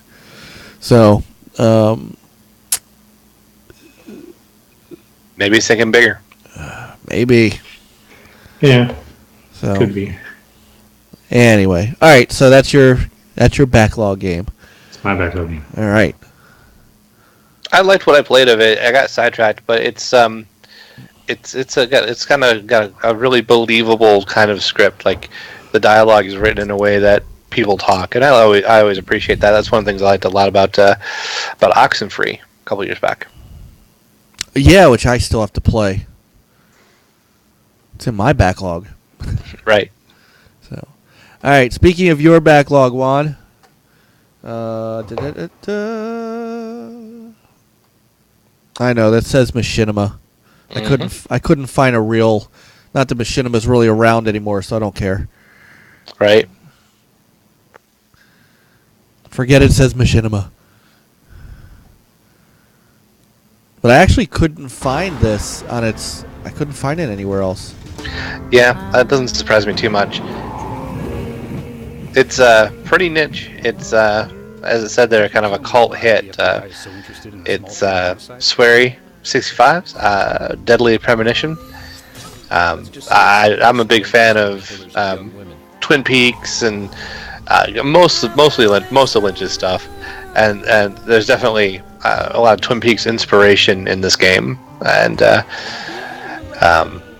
it's got a kind of that kind of kooky mystery. It's very Japanese too. So if you took, it's Japanese Twin Peaks in video game form, it's pretty amazing. There's not really a lot else like it. It's got a fair amount of jank, but it's almost to the point where the jank is almost endearing because it's because it is what it is. But I got a good ways into it, and then the schedules changed, and it was hard for me to play with the missus, who's a big fan of Twin Peaks, and so we were kind of doing that together. So I'd like to get back into that here pretty soon, since it came to backwards compatibility not all that long ago, a couple months back maybe. But yeah, that's one of them that I've got definitely want to go back to. That works. Cool. I never played it. Was this the was this a prequel to D4? Am I thinking of the same? I don't think that. I don't know. I don't know of any tie between them. There could be that I didn't sense any tie in D4 to this, but I never finished this, so there could be ties that I'm not aware of. But yeah, no, I did enjoy D4 as well. It was actually one of the better uses of the Kinect. I agree. The launch among launch games anyway, but yeah, this has just a really unique style, and it's like I said, there's nothing much like Deadly Premonition, especially on Xbox, which is where I was playing that on 360. Cool. All right, and finally we have Nate's backlog game. Dum dum dum. Dun, dun, dun, which happened to also be on Frankie's list. It's true. The only reason, honestly, I bought it day one. The only reason I have not played it is because HGK was going to get it, and he has not. And it is co-op. Don't blame this on Peter. Hasn't been good enough still. There's not a lot of co-op games, so Yeah, I'm like, true. if there's a co-op game, I like to wait until I can actually play it with somebody. Fair. So, But give us a little scoop on what drew you to this game. the ball shots. Fair enough. They're explosions and they're beautiful. No, really, I don't know. There's nothing like it, really. I like how you can complete the whole game without alerting an enemy, That's cool. and you can still snipe people. It'll tell you, like when the bell rings, you shoot. That way they can't hear you. Stuff like that. It's pretty cool. Okay, that's cool. Mm-hmm. But yeah, and it was beautiful according to Coop and Fast. So It looks good. I mean, it's it looks like a cool game. and I don't know if it got X enhanced. Maybe it was good that I waited. Because if it did, that'd be pretty cool. I'm not aware of any X enhancement. Doesn't ring any bells. Yeah. So ball shots though, that's great. How about ringing bells? Yeah. Almost a year. I can't believe that. So Coop saying it's his third most played game of last year. Well, if anyone wants to Test play the with me again, shots. let me know because I have not played it. All right. Well, that's the whole point of it being in your backlog. That's true. You're right. But that's the reason I haven't played it. So come on, people. It's all your fault. All right. Well, I could not remember. I've got so many games in the backlog. I'm gonna steal. I'm gonna steal Sam since he's not here because it's kind of one in mine too. And I started off strong with it, and then it just completely dropped off the map. And so I'm gonna borrow his. So Sam, next time you come on, bring me a different one. So what happens when you can't make it on the show? Neo. So Neo was gifted to me by one of our fans on the premise that I would stream it because I said because he was like, Mike, yeah, you got to play Neo, you got to play Neo. And I'm like, no, I don't like Dark Souls. He goes, trust me, you got to play this game. And I said, all right, I'll tell you what. If he said I'll even buy it for you. It's on sale. I said, look, if you buy me this game, I will stream it. And so he did. And so I did. This is one of, I think, 4 streams I did for this game. And that was, so it was a game that I wanted to play because while I don't like the Dark Souls difficulty and style of that, what I do like are games like Tenchu and Ninja Gaiden and things like that. But like Dark Souls 3, unfortunately that just kind of ruined me for games like that. However, Neo has this old style old style samurai style gameplay that I really enjoyed in, like I said, games like Tenchu. So I gave this a run. I have a habit of my issue being, if I stop playing a game for a certain amount of time and something else comes along, I just kind of lose. It gets lost in the ether. And this was one of those games where I probably should get back to it for the mere reason of just not letting it collect dust. There were parts of this game that were extremely hard. A couple of boss fights that just, took me an hour and a half, and it was like one stream of one boss, I remember. And, you want to throw your controller. Beyond that, there are nice elements. There's some great RPG elements in this game. It looks great. It's a game that I'm sorry that more people with other consoles don't have a chance to play. But this is definitely one that if you have a PlayStation 4, you should give it a try, because it's really cool. It just suffers from a little bit of fatigue because it's such a long game, and at my age, my attention span is of a rabbit. So that's really what happened. So this is my backlog game. My backlog is real game. Yeah, that's one of those default to Sony third-party exclusives that if they brought it to Xbox, I would definitely play it. Yeah. So it's definitely not one that I would say you have to go out and buy a PlayStation 4. But if you got a PlayStation and you said to me, Mike, what's give me some games I have to have for it, I would put this on that list. That's fair. So, all right, so that is my backlog is real game. So, okay. So before we get to the Retro Rec, I am going to bounce it back to Nate, and we are going to talk about your movie review of the week. And I think it is probably not a surprise of what you are going to talk about tonight. No, but Anchor left, so. There was an idea. I know, which is good because he can't spoil it for anybody. And then I think Fastback saw it this weekend too. So. And I saw it this afternoon because I texted you. Yes, you did. And because you're cool like that, you still keep in touch, unlike HGK who goes to PlayStation. So. That's how he is. But no, it sucks. I mean, not being able to say anything, but it's like, oh my gosh. That's pretty much me and Mike's both reaction was, did that just happen? So. Well, I think my text to you was, we just got finished seeing it. What the hell? Let me go get a mop so I can get your drool off the floor.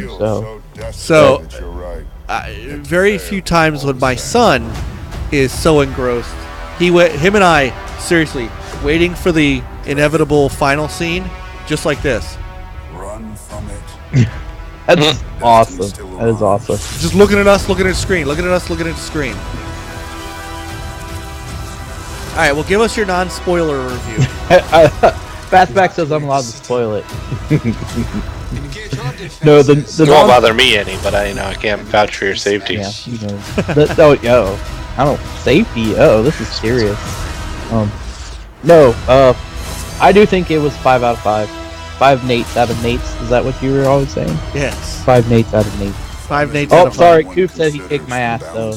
And I wouldn't have anybody to play Division with again, so nope, can't tell anybody else. It's 5 Nates out of Nates though. Nice. But please tell me when you see it so we can actually talk about it, because I think this one would be a good one to talk about. Is there any particular Marvel movie I might have missed that I have to have seen to watch this? You know what? I don't think so.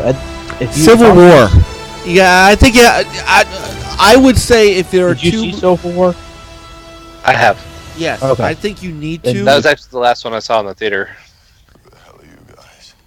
And I think you need to see. I think you need to see at least one of the Guardians movies. Not all. I don't think you have to see both of them. I think you have to at least see Volume 1. And Yep. and personally, I think you need to see Thor Ragnarok. Yes, that one is. Yeah, Yeah, see, probably Thor. Yeah. Out of the new ones, Thor is probably it. Because there's so much. I mean, otherwise you look at Thor and like like if you don't see first off, if you don't see Ragnarok, you look at that. Yes, both eyeballs. And you go, wait, what the hell happened to Thor? So you need Right. to see Ragnarok to understand why he looks like that. I mean, I guess you could see his movie Ferguson, but he shows up in Thor, so it kind of sets that up. But if you want to know how he became Doctor Strange, then it's worth seeing his. Yeah, I don't know if it's. You're right. But you don't have to. Yeah, I'm not thinking it's a necessity. I'm thinking that, and you don't even have to have seen Age of Ultron, because Jacob didn't see Age of Ultron, and he figured a lot of this stuff out. Except he knew who Vision was, he just didn't know how he became Vision. So I might send him back to watch Age of Ultron to get that part of it. But he was able to hold on to most of the movie. So, but I don't think you have to. I'm with you. I don't think you have to see Doctor Strange. I think Doctor Strange was a decent movie. Yeah, he's such a good actor. I love Benedict Cumberbatch. I don't think I would like that character as much if it wasn't for him. I don't know who else He you would. fits it. It's like, oh, and I don't feel that way about a guy, but except for Pete. Yeah. Peter. Oh, thanks, Pete. Except for Peter. I miss you, Peter. I miss you. I mean, the one thing that watching between Marvel and DC, I mean, I think if you say anything, is that you have to give them complete kudos for their casting. Marvel has dead on cast almost everybody. Who's going to be Tony Stark? Seriously. Who else is going to play that? But when I heard, I think Tom Cruise came out, and I was like, oh my gosh, no. No. Who else was going to be Captain America other than Chris Evans? Now that you've seen him as Captain America, he's almost perfect. And same with Thor, and now especially with Doctor Strange. I don't know. I mean, he looks exactly like this comic book Doctor Strange. Yeah, it's crazy how good. I mean, it's crazy. Yeah. All of the Guardians are cast really well too. Yeah, and I mean, I would love to get paid $5 million to say I am Groot 50 times, but that's just me. Yeah. No, if you notice, I'm pretty sure everyone else has told their paycheck. He has not. Right. So 5 Nates out of 5. Yes. Hopefully there's 5 Stinger out of 5. Stinger. Oh yeah, most definitely. This for me was probably one of the top Marvel movies I've seen. Civil War, I think, is the best of them. I think Civil War is still like the top. Yes, yeah. Paul Bettany is Vision. he's the top. That's the top movie, but Infinity War is like right next to it. 5 testes. Oh god. This movie is Nate-tastic. So. And I'm sure Black Panther's great. I'll see Black Panther. It is very, very good. That movie I'll see when it comes home. And you don't have to see. Thankfully, you didn't have to see that one to understand too. So cool. See how much money it made? It was insane how much money it made. Yeah. It hasn't even opened up in China yet. Yeah, it's awesome. So yeah. We should definitely do a show because by the time Ant-Man comes out in July, I'm sure Peter and Juan would have seen it, so we can talk about it then before that one comes out. And then Captain Marvel's coming. Yep. Oh, Brie, she's so cute. She is. Crazy Juan probably knows what I'm talking about. Brie Larson. Mm-hmm. Yep, she's going to be Captain Marvel. Sold.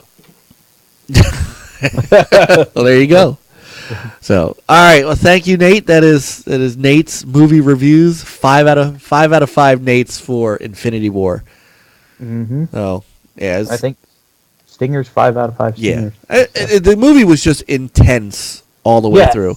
But and this is not a spoiler. It was intense, but I think you'd agree there was a ton of great dialogue and banter. And I thought Holland did better in this one. I agree with you. I totally agree with you. I think he made a much. That was a Spider-Man that I felt was the right. That was the right Peter Parker for me. I think the whole prequel thing kind of messed him up and started him out on a bad step. Yeah. No, I think he grew up in that movie.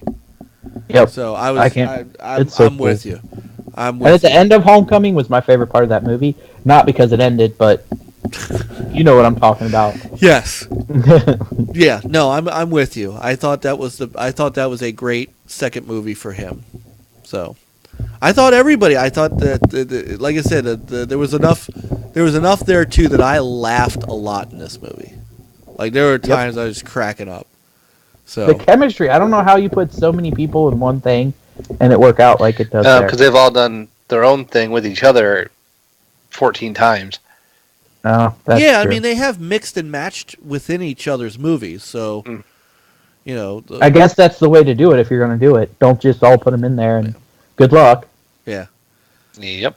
I still don't like Mark Ruffalo as the Hulk. That's my one bad casting. I thought this was one of the better ones that he was in. Yes, but I still don't like him as Bruce Banner. But I can understand. I don't like him as Bruce Banner at all. He doesn't really look like a Bruce Banner. No, I don't like him as Banner at all. At all. So, all right. Thank you, Nate. For sure. All now right. it's the biggest part of our show. So. Yes. Now we hit pay dirt. I did not change this. It's still the Outrun theme. I don't care. That's cool. I'm good. All right. Let's beat you over to Juan's Retro Recommendation.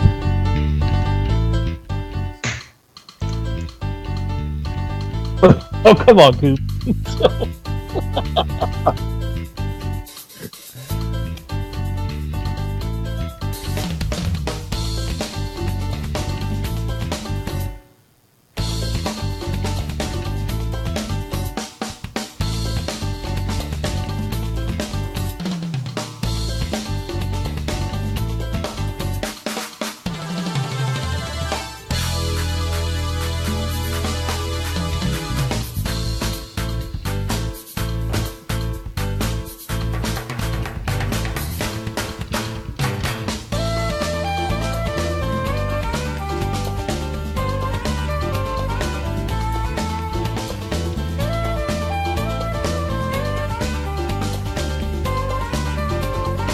I still remember having Twitter fight the Green Dragon with me. That was pretty cool. I ran a Twitter thread where I was putting up polls for the commands from Dragon Warrior, and it took him 2 tries, but we did defeat the Green Dragon and rescue the princess. Cool. That was pretty cool. I'll have to link it sometime. But yeah. All right. But yeah, go ahead and fire her up. Today's Retro Rec is from the 1989 classic on Sony's PlayStation, Metal Gear Solid. I actually had missed it back in the day, so I went back for it, check it out, and decided that I definitely do want to put it in the recommendation pile. Originally developed and published by Konami Computer Entertainment Japan, Konami was founded in 1969 as Konami Industry Corporation Limited. They started as a jukebox rental and repair business, and they kind of transmogrified into manufacturing arcade video games in 1978. They exported their first products to the US in the next year, where they found success with titles like Frogger, Scramble, and Super Cobra. They opened a subsidiary in 1982, in the US subsidiary that is, and entered the home markets on the 2600, the MSX, and as well as the NES in 1985, where they established numerous franchises such as Gradius, Castlevania, Twin Bee, Contra, and the original Metal Gear games. 1991, name change to Konami Company Limited, and they supported the 16-bit consoles, and they started branching into the pachinko and pack-a-slot machines then, so you might even say that was kind of the beginning of some of their troubles later. In 1994, they restructured to a divisional organization with various Konami Computer Entertainment subsidiaries. These created the Silent Hill and Metal Gear Solid franchises, along with the Yu-Gi-Oh! Trading card game, which maybe some people didn't know.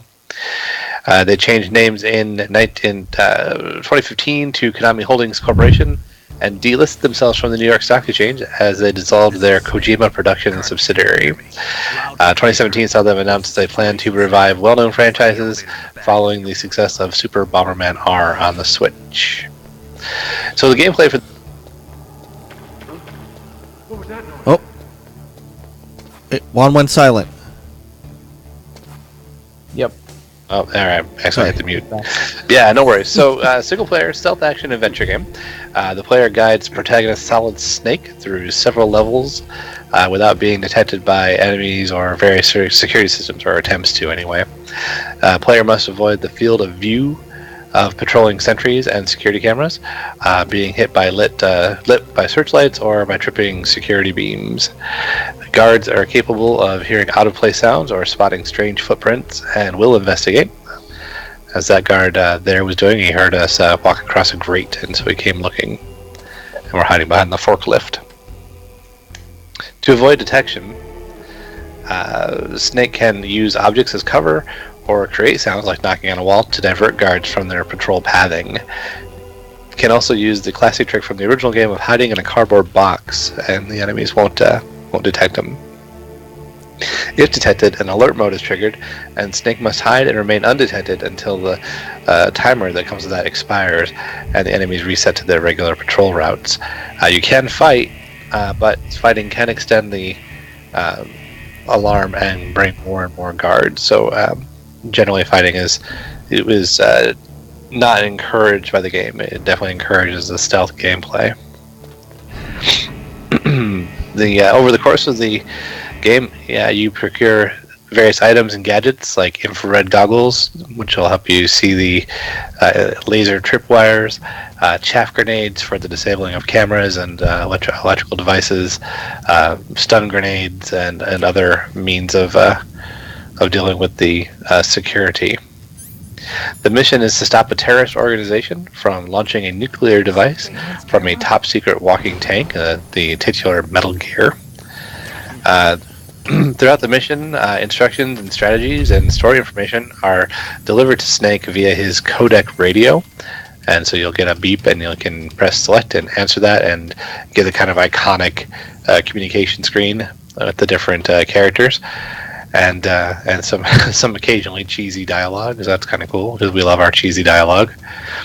And that action is punctuated with in-engine cutscenes, which was kind of a big thing for the day, especially with the move to 3D from the previous 2D games. And also boss fights, which are kind of set pieces and where you actually get into more of the combat than the stealth. There are some clever and innovative mechanics involved. like hiding in plain sight on the back of the CD cover that the game comes in, one of the frequency codes you need for the codec to advance in the game and get to a certain point, and you have to find a certain number. And one of the characters in the game tells you that it's on the back of a CD case, and he gives you a CD. But what they actually want you to do is to look at the back of the CD, and dead center in the middle is a screen that shows the name of the character you're supposed to be calling and the number you need to enter into your codec to call them. And it's kind of a slick little fourth wall breaking thing from Kojima there. Of course, that carries through to other things like the famous Psycho Manus boss fight, which requires the player to change controller ports to avoid that character's mind-reading capability. Until that gets changed, you're not able to defeat the boss, which was kind of a legendary thing. I told you I'm no rookie. Metal Gear Solid was originally planned actually to be a 3DO title. It was shifted to the PlayStation after the 3DO was discontinued. A lot of people don't know the world, but Solid was chosen for the title due to the switch from 2D presentation to 3D. It was developed for the PlayStation version. That development started in 1995 with the goal of creating the best PlayStation game ever. Accuracy and realism were aimed at while making the game tense and enjoyable. Devs were educated by members of the Huntington Beach SWAT team, and they actually made visits to the National Training Center at Fort Irwin as well to learn about tactics and techniques and firearms, and made trips to the ranges and all that. And it does come across in the game. There's kind of it's not exactly like a Tom Clancy deal, but there's definitely a care for accuracy and lingo and things like that, which is kind of cool. According to Yoji Shinkawa, Snake's appearance was a mix of Jean-Claude Van Damme and Christopher Walken, which is something I did not know before researching this. An estimated 12 million copies of the demo were distributed in 1998, which is kind of crazy. That's a whole lot of demos putting out there. Part of over $8 million spent on promotional costs for the game, which was a pretty big investment for the day. That's a pretty big number for that time to be put out before the game even hits the shelves. Of course, it was received very well. It's critically acclaimed and holds a 94 on Metacritic. PlayStation Magazine called it the best game ever made. This is back then. IGN stated it was closer to perfection than any other game in PlayStation's action library. It's often recognized as one of the key titles popularizing the stealth gameplay type of game, and it was also recognized for its cinematic style that has continued to influence action games today. One thing that kind of set it apart was the clever camera work, where if you were taking cover, it would shift to give you the look down the hallway. That was kind of a first in 3D gaming like that. The Guinness World Records book actually awarded it the most innovative use of a controller for the Psycho Manus boss fight. Although that guy from Destructoid might have come up with a more innovative use for Wii controllers, but we won't go too far down that road. It was a commercial success, shipping over 6 million copies worldwide. But despite this, Kojima revealed in an interview with his best friend forever, Jeff Keighley, that in 2014, that he actually hadn't expected it to sell well when it was released, just because of the nature of what it was and how different it was from everything before that it came from. It's readily available nowadays. I picked it up secondhand in the teens at a local shop, and you can find it on eBay for between, say, $12 and $25 for a complete inbox, and so that's not too bad. And if you're building a PlayStation library, it's definitely highly recommended. It's really cinematic. It kind of has that kind of out there story, and the gameplay still holds up pretty well today. So that's why it is this week's retro recommendation. It is a great one this week. Yeah, I had not played any of the Metal Gears since the NES versions before I picked this up, and it's got its age, but I can see why it was as popular as it was, and it's the gameplay actually does hold up pretty well. I was kind of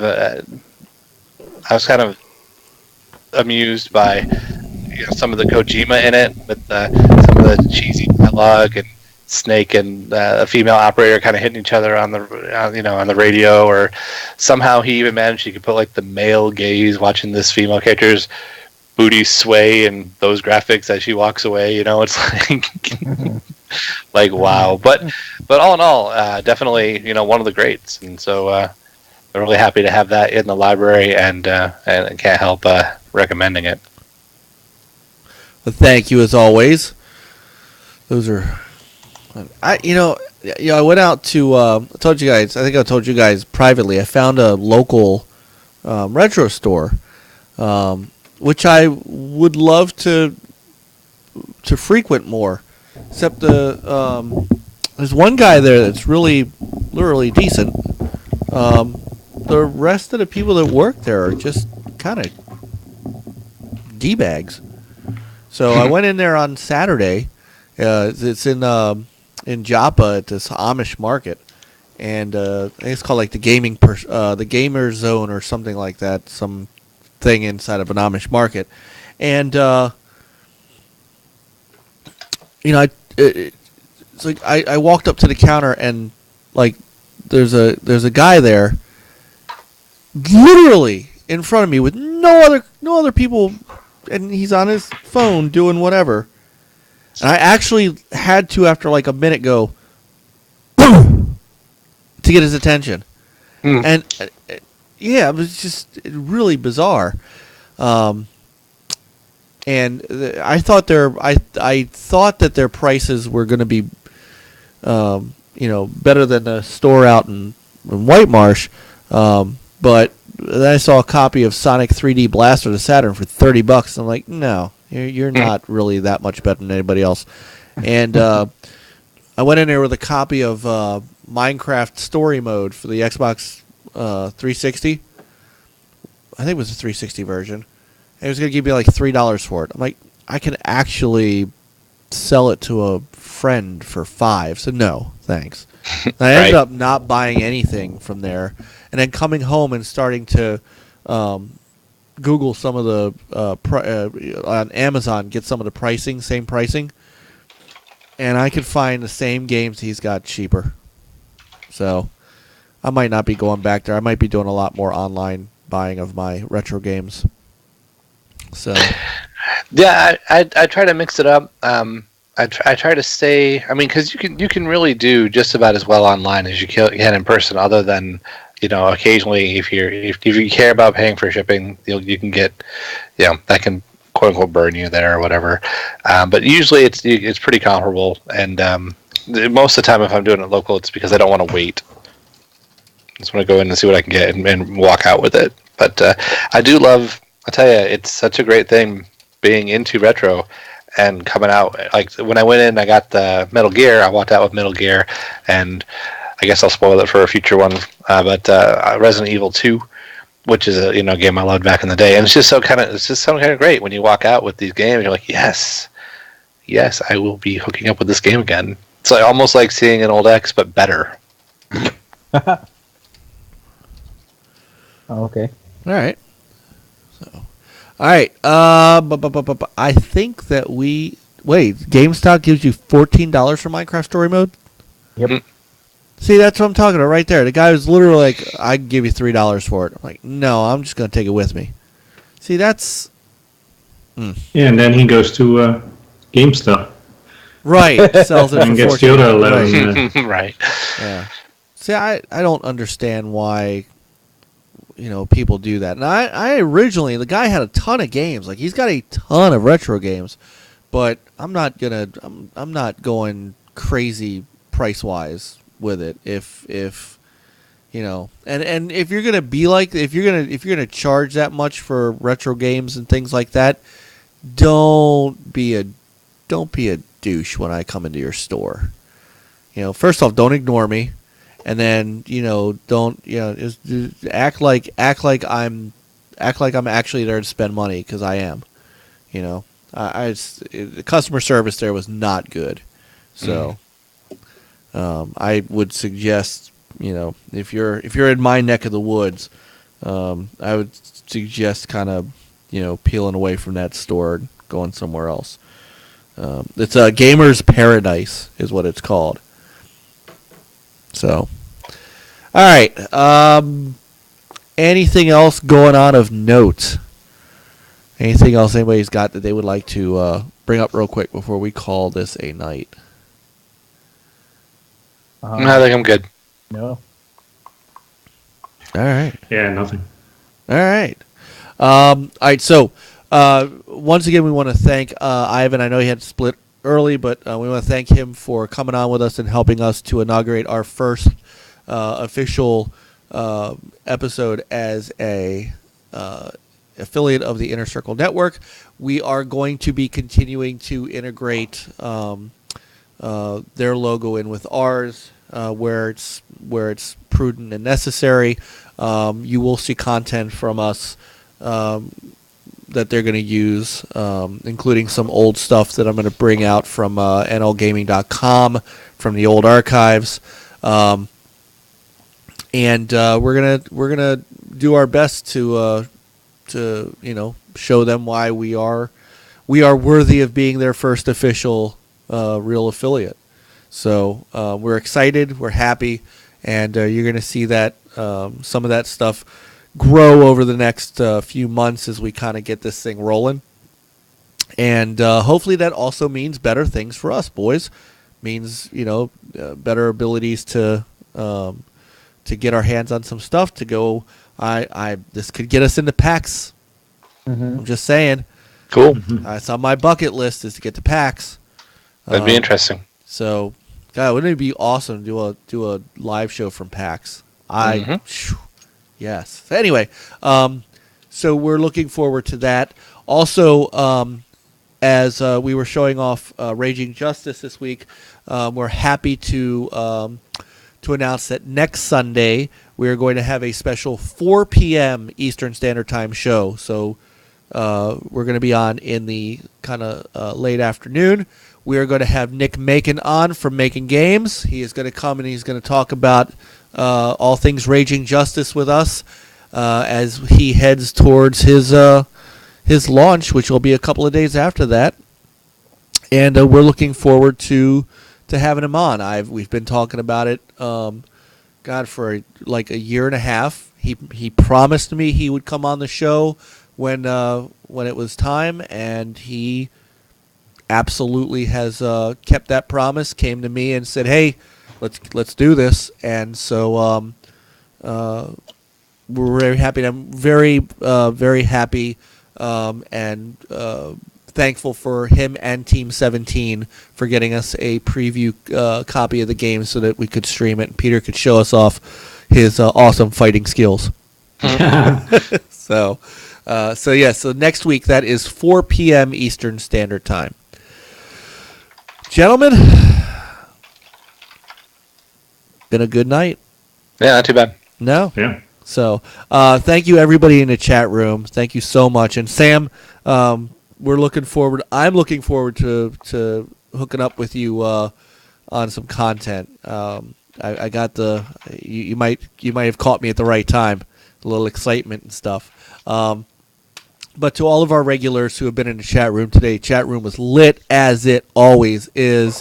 Thank you guys so much. We love you. We're here because of you, and we are here for you. And so, lit as Nathan says. So, Nathan, welcome back. Yes, thank you guys. And we will see you guys next week at 4 p.m. In the meantime, check out all of our other great content here on the Twitch channel, and some of that is going over to YouTube as we cycle it out from here. If you want to check out a lot of our backlog archive stuff, it's over on our YouTube channel, which is youtube.com/theoriginalnextlevelgaming. So we'll see you guys all next week. Have a great week and play on, gamers. Say goodnight, everybody. Good night, everybody. Good night. Good night, everybody. Game on, boy.